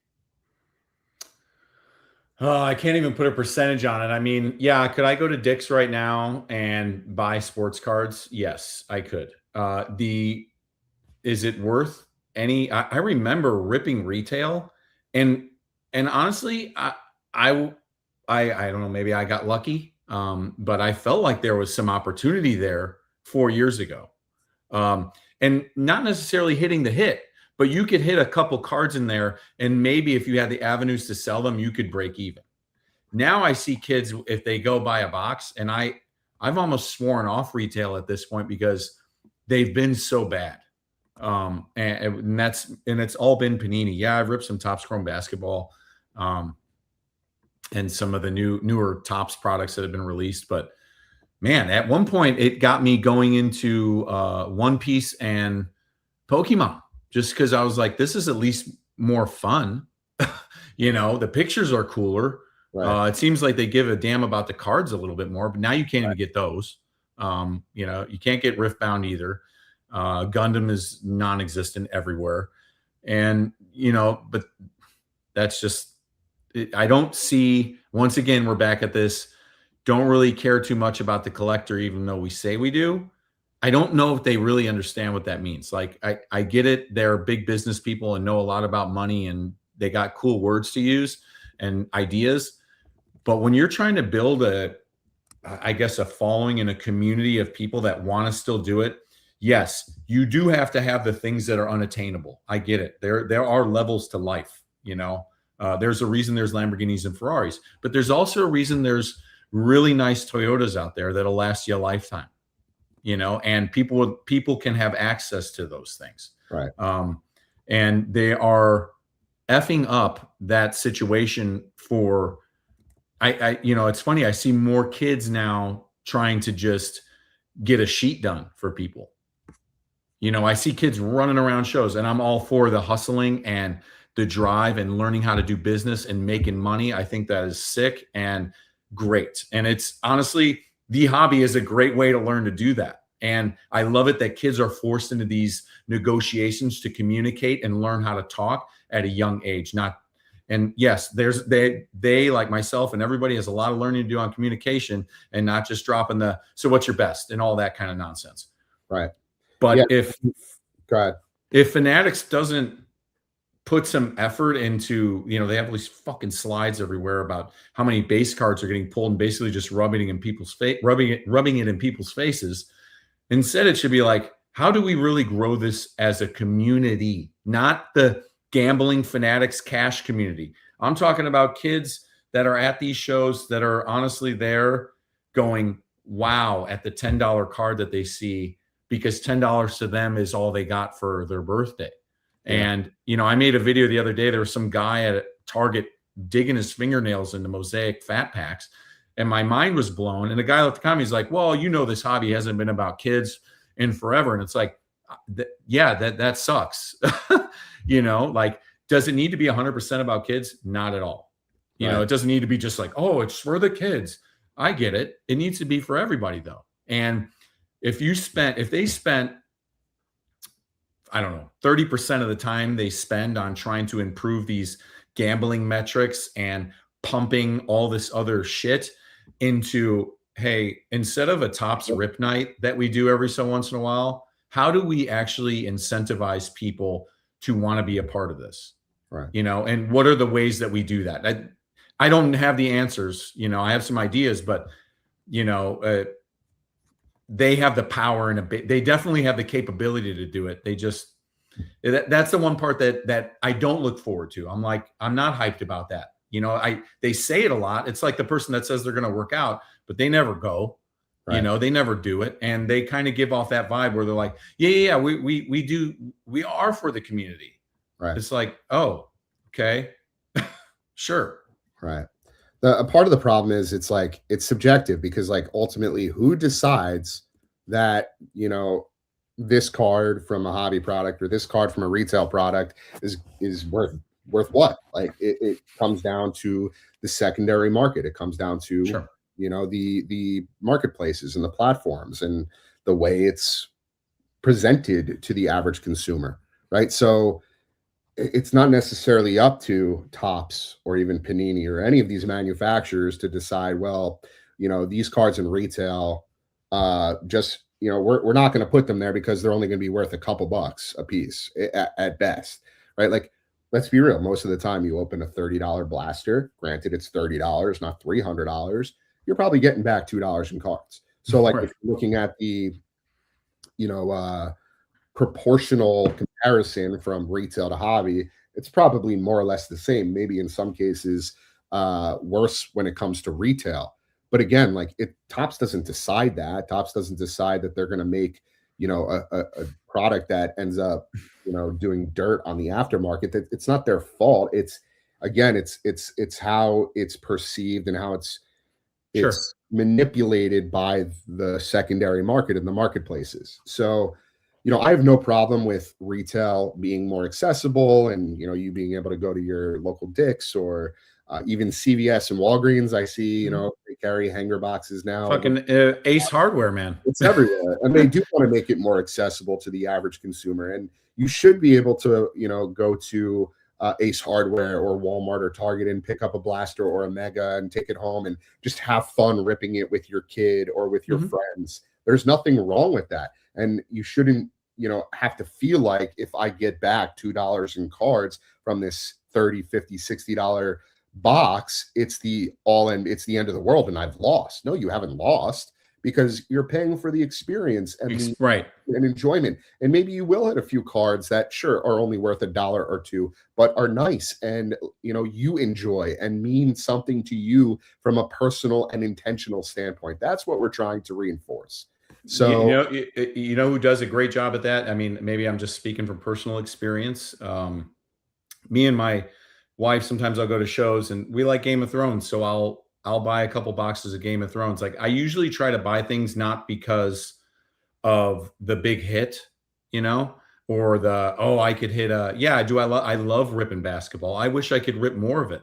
Right. But I And don't, you because also I want to can't nail afford it. them, right? Like I get it. Like, they're cool cards. Like I Yeah. love the way some of them look. But to your point, like, yeah, go rip something that like means something to you and your spouse and your kids. Right. Like, I'll rip a box of Batman and I'm like, oh, this was sick. I didn't yeah, make any money, but it was fun. I had a blast, right. and that's all that matters. Right. And even if the Um, cards end up in like, a container in the basement and the kids end up ruining them, like you had that moment, you had that right. memorable moment that will now be rooted in a child's memory, right? Like that's And what it's all about. one thing that they could do, and this just kind of came in my head, I had this idea, and it kind of comes from Game of Thrones, and Aura does it. They number the boxes. So you're given like, this is box 7 out of 7 million. Let's say it's 7 million. It's usually not that much. But I feel like they would have such a great opportunity on their hands if they numbered all the hobby boxes. There was only like Gilded at one point, I think, was when the first round of Gilded came out years ago, it was 750 boxes or something, Right. which was crazy. You're like, wow, there is a true rarity here. You're not thinking this is printed into oblivion, much like a Shattered Backboard when it first came out. It's like, yo, this is all it's coming out. This is amazing. To me, that could improve some of the want for retail too, where people are like, oh wow, there's a rarity to this. Like this is the one, like this is the only one of, this is number 8 out of 80,000, and people like the concept of numbering and serials, but could they print more? For sure. Devil's advocate, yeah, they could print as many as they want, and in some ways that does create that sense of manufactured scarcity, the manufactured rarity, right? Like how rare is something really when a manufacturer gets to decide to stamp a number on it, Right. That's ultimately up to their discretion, right? For the sure. reason why cards like the iconic 52 Mantle or the 86 Fleer Jordan hold so much weight and value outside of those players just being iconic, superstars for their respective sports, is that at the time of release, right, in the 50s, people weren't thinking about the condition of a card. And so over time, it just became that much more challenging to not just find the cards. Maybe they were destroyed or thrown away or, lost in the clutter in a grandparent's basement. But to find it in good condition, that's real scarcity. That's real rarity, and that's why people just are so much more appreciative, I think, of vintage, outside of the fact that it's just like from a different era. It brings you back to a different time and place. Anyway, I digress. I want to take a quick moment because this was just announced like within the last hour, but Tecmo Bowl cards are going to be in Topps Chrome, which I think is interesting because I've seen these. We have an individual in our community who is a huge Tecmo fan. Apparently, you could still play the game with modern day players. There's some sort of mod, or there's a website where you can play the original Tecmo. Anyway, I thought that was a little interesting anecdote to add to the conversation here, given the context. But I do want to keep us moving here. There's so many things to get into, but we're really running up on time here. I want to try to keep us under 2 hours. So we've talked about wax prices. We've talked about accessibility. We've talked about sort of barrier to entry to an extent. But what do you think gets lost when the barrier to entry just keeps getting higher? They even want to own the card. Like, why would you even want to have a physical card anymore? Now we're talking like, we're getting into like the NFT level of things where it's like, oh, don't even deliver the cards. You know what? Matter of fact, I'm charging me Fanatics and you just rip them for me and tell me what I got. Yeah. Like, imagine if the amount of money that if they could transition this from no more printing, and you just digitally graded your cards, like where you ripped digital packs, but like if you really wanted the card, so here's what happens. You get a blaster on Fanatics. You digitally rip it. The cards get opened. You hit a bunch of cards you don't want. You say, I don't want these. They throw it in the trash. They don't even have to print them. you open the box and you hit a, I don't know, a Cooper flag to 10 autograph. All right, I want that one. They print it, they get the autograph done on it, they send it to you in one of those Topps sealed things. That's what I feel like they want at one point, this virtualness. This, I get it. They want these like huge events. Don't get me wrong. Fanatics Fest was awesome. I had a blast. It's a cool experience. Is it a card show? Not really, but a fantastic experience. Well done. Pretty cool to see. Friggin', as much as I don't like how he plays basketball, but James Harden, shooting jump shots in the morning, you're like, that's pretty nuts. Or Jaden Daniels walking by and just, even though he's walking by, you're like, that's pretty cool. I get it. You guys got the power. But I feel like that's, where they want to go is this like. I find that interesting because Michael Rubin obviously has a lot of staying power, not just within the industry, the hobby, but fear the beard as a whole. Yeah, Jared Allen says fear the beard in regard Harden.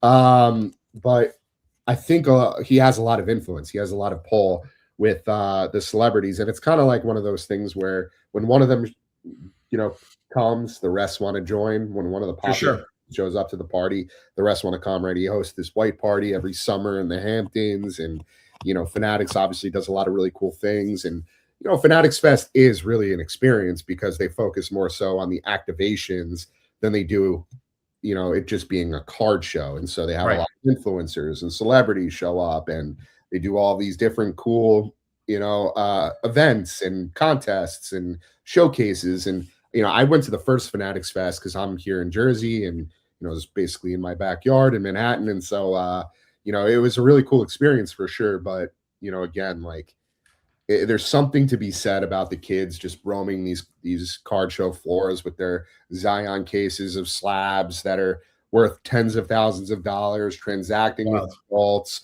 who are, full-time dealers. And, yes, on one hand, it is good that they're learning basic economics and how to transact, in a financial sort of business setting.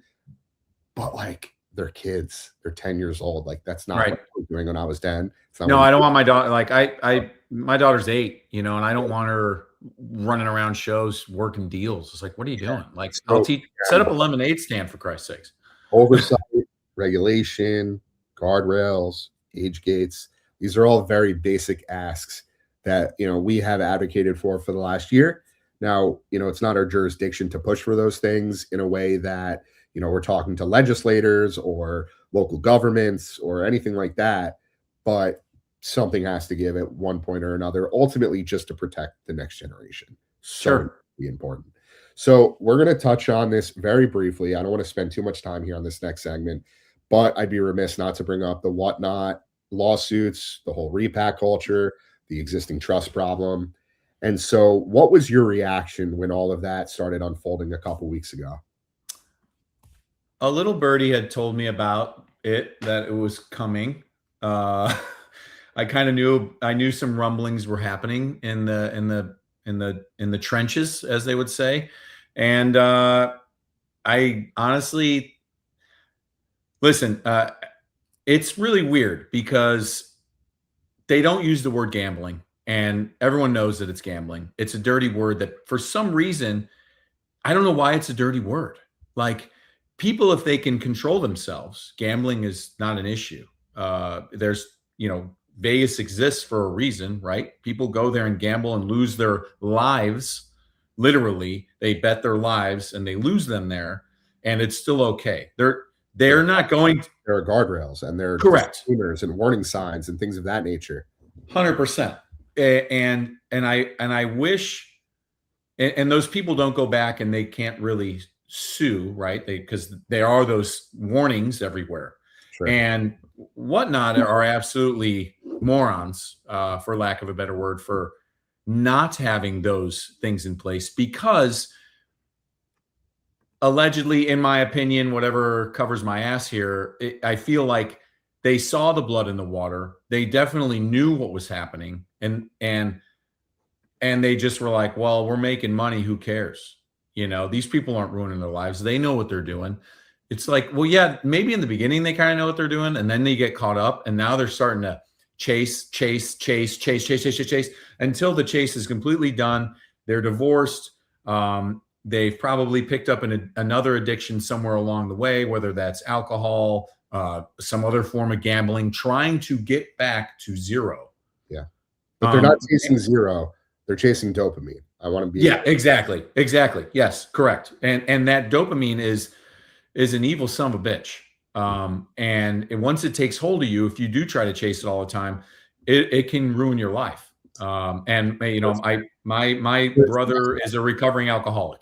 Yeah. You know, so I know a lot of the dynamics that go into that. And you know, I wasn't surprised. I mean, once enough guys with money start losing their ass, you know, because that's really where it starts at, right? Like, yes, there's hundreds of people on this lawsuit that you know are all affected by this. But once some of the big whales started saying, wait a second, like I spent what and I got what back? Right. Like I could go buy a piece of art tomorrow and probably make more money, you know, flipping that.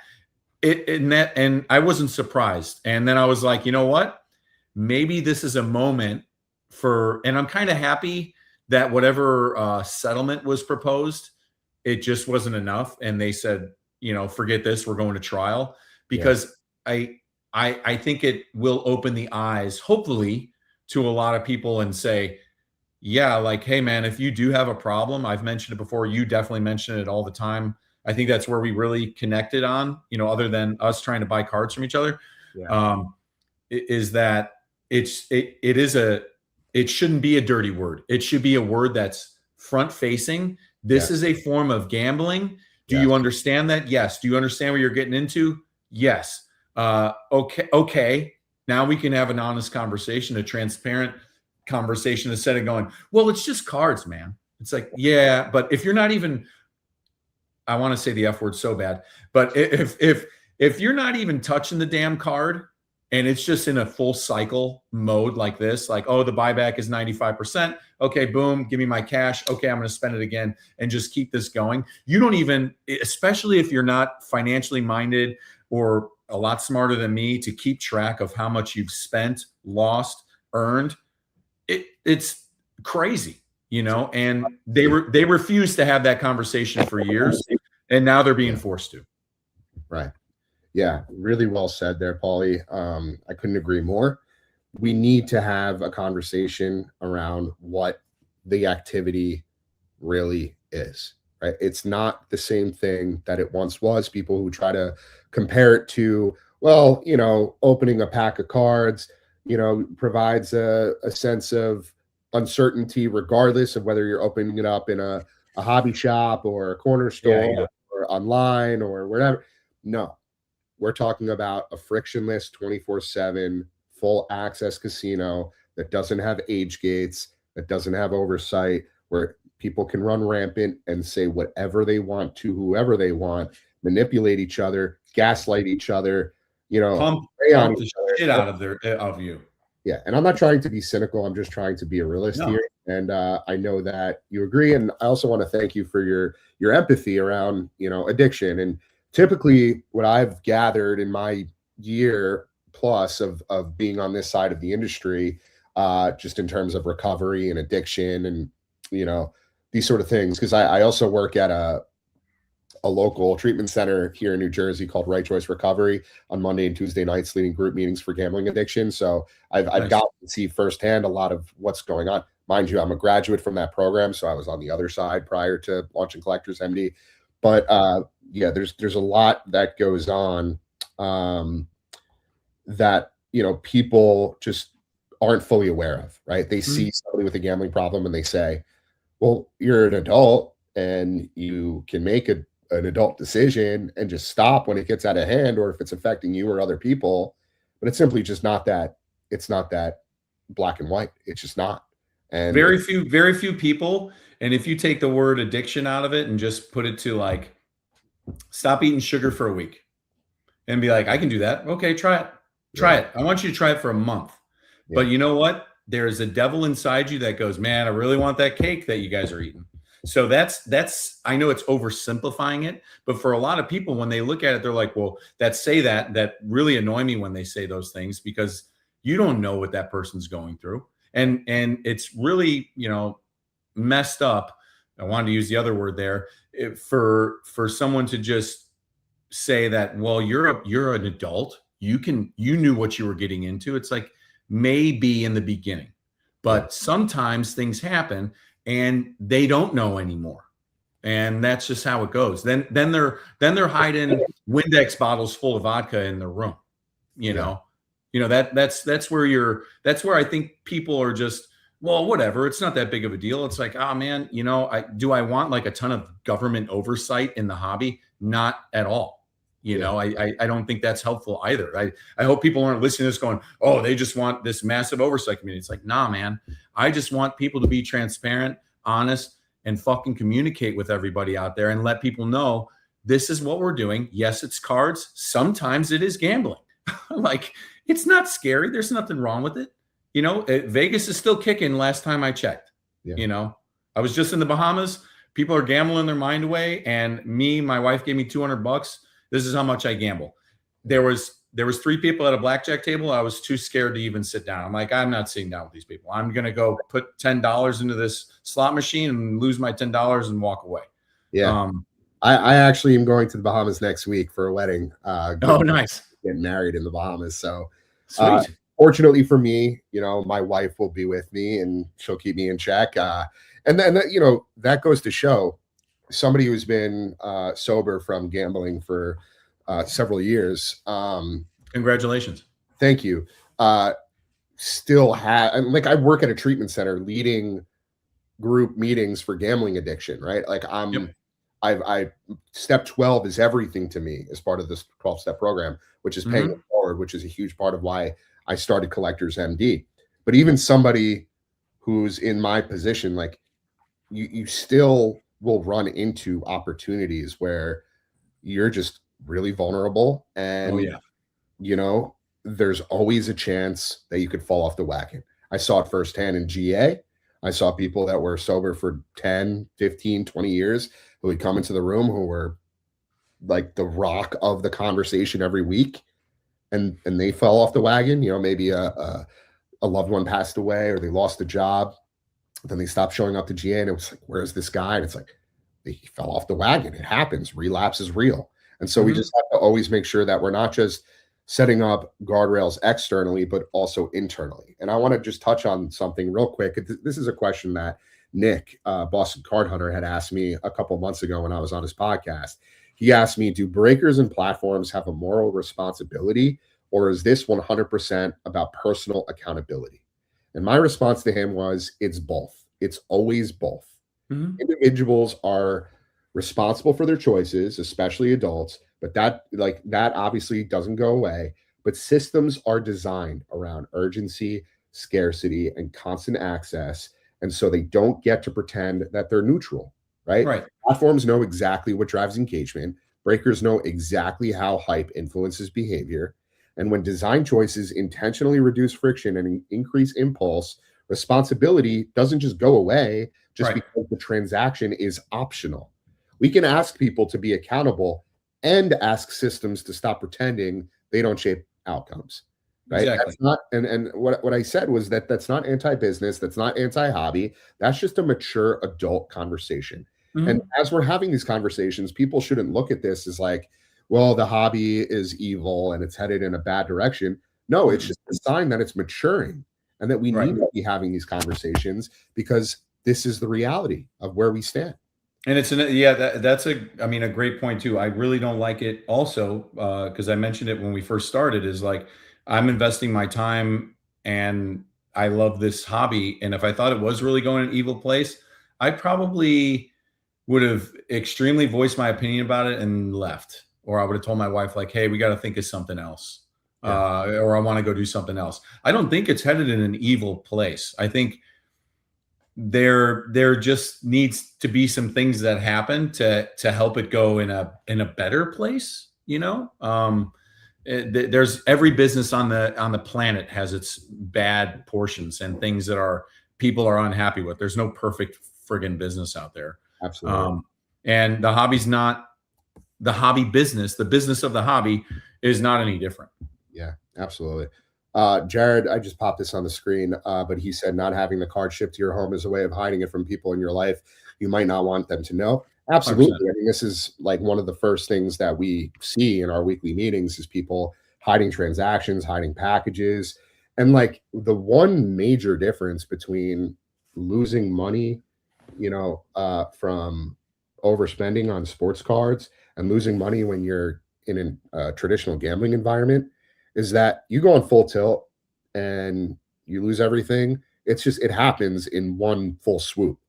When you do that with the hobby in a break, in a live environment, even if you make an impulsive purchase on eBay, you get reminded with a package of base cards 2 weeks later. Right. A package shows up at your door and it's like, I've been doing so much better. And then like, your wife sees it and it's like just a reminder. We see it all the time with the redemptions. People are clean for months and months. And then all of a sudden a redemption from Panini shows up at the door from like 2 years ago. And their spouse is like, I thought you stopped ordering cards. What happened here? Right. That happens all the time. So there's more nuances. There's more layers that come with this side of the gambling addiction, the gray area, if you will. And that's why there needs to be language and education and awareness around it. And we're not just, trying to reach the collector. We also want to be having conversations with the parents. The parents have no idea that their kids are getting involved in these types of behaviors. And it extends far beyond just the hobby. You see it with the blind boxification of toys. Labubu. Oh, yeah. I took my niece to Target the other day to get, a few. They're everywhere. Pick out a Barbie. She gravitated towards the blind box. Like I didn't even know that Barbie exists. Like blind box Barbies existed. Everywhere, man. We're talking about, not just the toys and the games and the Roblox and the Fortnite and the Madden, but also like prediction markets, NFTs, crypto, day trading. Everything is gamified. Everything is gamblified, right? Like Robinhood, you make a trade, boom, explosion of confetti. Like it's all in an effort to get dopamine. Exactly. It's the dopamine. Stay pumped, man. So we're going to put a pin in the whatnot conversation. There were other questions that I had for you, but just because we're almost at 2 hours here and you made a record for the longest episode today. I warned you, man. I warned you. I'm sorry to anyone that's listening. This has been fantastic. And I think even the folks that will listen to this back later on or in a couple of weeks when I upload this to the audio platforms, they will find a lot of value in the conversation that we had today. And I want to also thank everybody in the chat who has been involved and just sharing their thoughts and questions.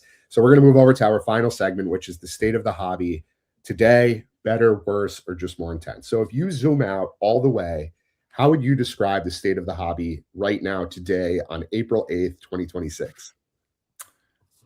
Oh, man, I saw that question, and as you're saying it, I'm like, I couldn't think of an answer.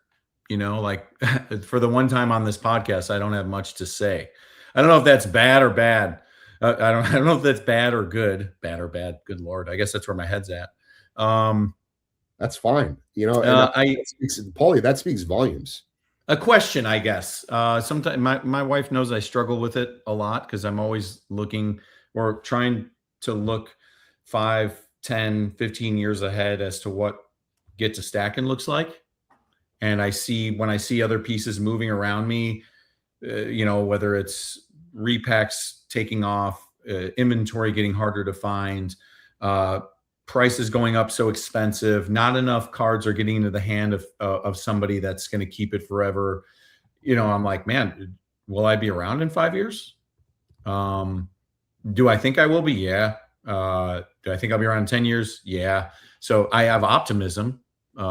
That's for sure. I don't see doom and gloom because you do see people, and I show it to people that think that laugh at me when they hear what I do for a living, like verbally laugh, and they think it's like a joke. And my wife will be the first one to be like, "Well, it ain't no joke," I'll be the first to, I guess, kind of. It's good. That's the good part about having these crazy sales. You can always go and be like, "Yeah, someone spent $13 million on a piece of cardboard, man. That's crazy. That's crazy any way you slice it. Yeah. You know, or someone spent $100,000 on a card. Let's even go smaller, $10,000. Like $10,000 is a lot of money, man. You know, that's no joke. Yeah. So I do have optimism that people are still doing it. Are they doing it for the right reasons? Or is there some funny business going on with some of these major, huge sales? 100%. But I definitely have optimism. Do I think that some of these things will get fixed? I don't have so much optimism in those things. You know, the monopolization of this business to me is a major issue, and I'll always think it is. Like that would be like if I was the only seller allowed to be on Twitter. Yeah. I would expect everyone else to be screaming to high heavens, what is happening? You know? So that's kind of, I think that's the part where my brain and my heart kind of go, man, like, why is it monopolized? I get it. You guys want the money. I get it. Y'all are rich, but shouldn't you want some competition out there? Kobe always did. Jordan always did. You know, they didn't want to just play bums. LeBron does sometimes. That's just a joke for my LeBron people. Don't get mad now. You know, they all do, and all business people should. It's like you don't get to just have an easy. You don't get to just be ruthless and cut everybody out and carve your own path and make everyone else have to do what you're saying you have to do, because that's the only way. Since you financialized it, is that a freaking word?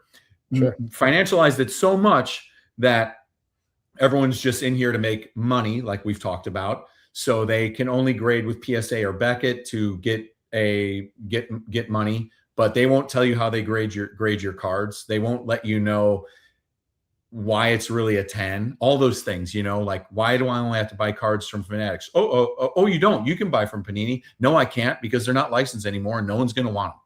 Right. You know. So yeah, optimistic. Just hope for some demonopolization.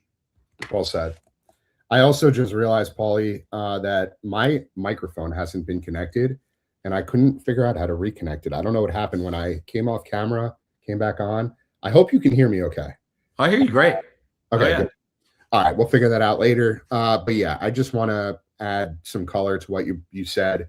You know, from our viewpoint, from Collectors MD's POV, the hobby is in a really complicated place right now. Complicated. Good word. Complicated. There's a lot of great things about it, right? The nostalgia, the community, the excitement of finding something meaningful, the connection people get or have when they collect. That part is still very real and very much alive, but the environment around it has fundamentally changed. The hobby today is faster, it's louder, it's way more frictionless. I know I've used that word a bunch today, but it's true than it used to be. There's always another drop. There's always another break. There's always another live sale. There's always another app notification. There's always someone screaming at you to keep spending or chasing. And it's usually because somebody's screaming at you. The urgency, the FOMO, the you have to buy right now, or, you know, all like everything will come crashing down. Right. For some people, that's fun. And it's invigorating. It's exciting. I get that. But for others, it can be really, really hard to manage. And so from our perspective, the issue isn't that collecting itself is inherently bad, because we know it's not, and we love collecting, and we always will love collecting. It's that the modern version of the hobby is increasingly built in ways that can make over-engagement normalized, right? That's really the heart of it. We don't think the answer is being anti-hobby or acting like the whole thing is broken.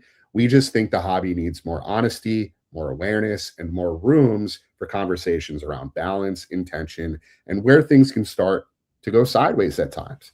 And so at its best, the hobby should just add value to people's lives, not overcomplicate them, not take away from them.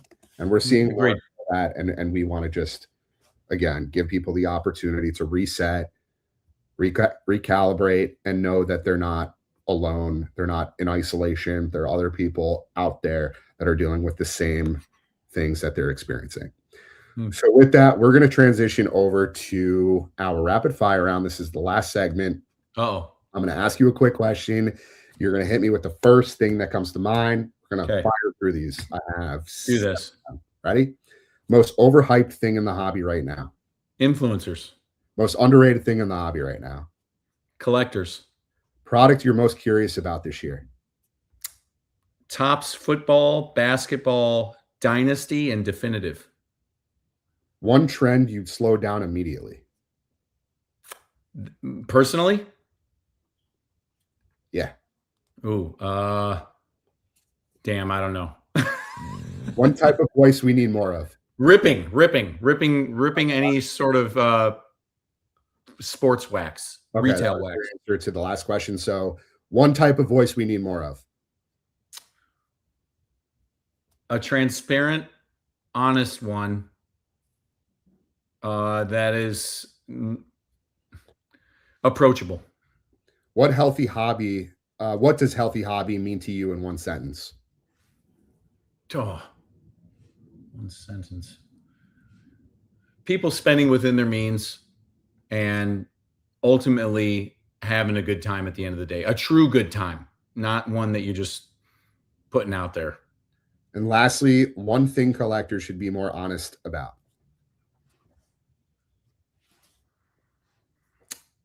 Man, if that was influencers, I have a good answer. But collectors, how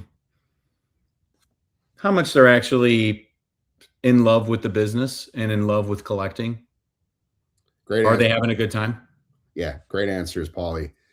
Pauly, really appreciate you coming on, man. I know we went over 2 hours, but I'm so glad we did. I think this conversation or conversations like these matter so much because they give people a chance to step back and actually think about what's happening instead of just reacting to it in real time. The hobby is definitely growing. There's no question about that. But the growth by itself doesn't automatically mean that it's getting better. And I think the real opportunity right now is making sure that as things evolve, we don't lose the parts of the hobby that made people fall in love with it in the first place. So if this conversation resonated with you, I highly encourage you to go check out Pauly's content, give him a follow, check out what he's building with Get2Stacking. That's get2stacking.com, and stay tapped into voices that are actually trying to move the hobby forward in a thoughtful and meaningful way. And as always, if you're someone who's ever felt overwhelmed by the hobby, by spending, by chasing, or just by the pace of everything, Collectors MD is here as a free resource. We host weekly peer support meetings. We have resources, tools, and a community built around helping people build a healthier relationship with collecting. You can find everything at the brand new, newly refreshed and overhauled collectorsmd.com. Make sure to check that out. And please like, comment, subscribe, and share this with somebody who's in the hobby and may need to hear it. I'm Alyx Efron. This is the Collector's Compass, reminding you to collect with intention, not compulsion. We'll see you next time.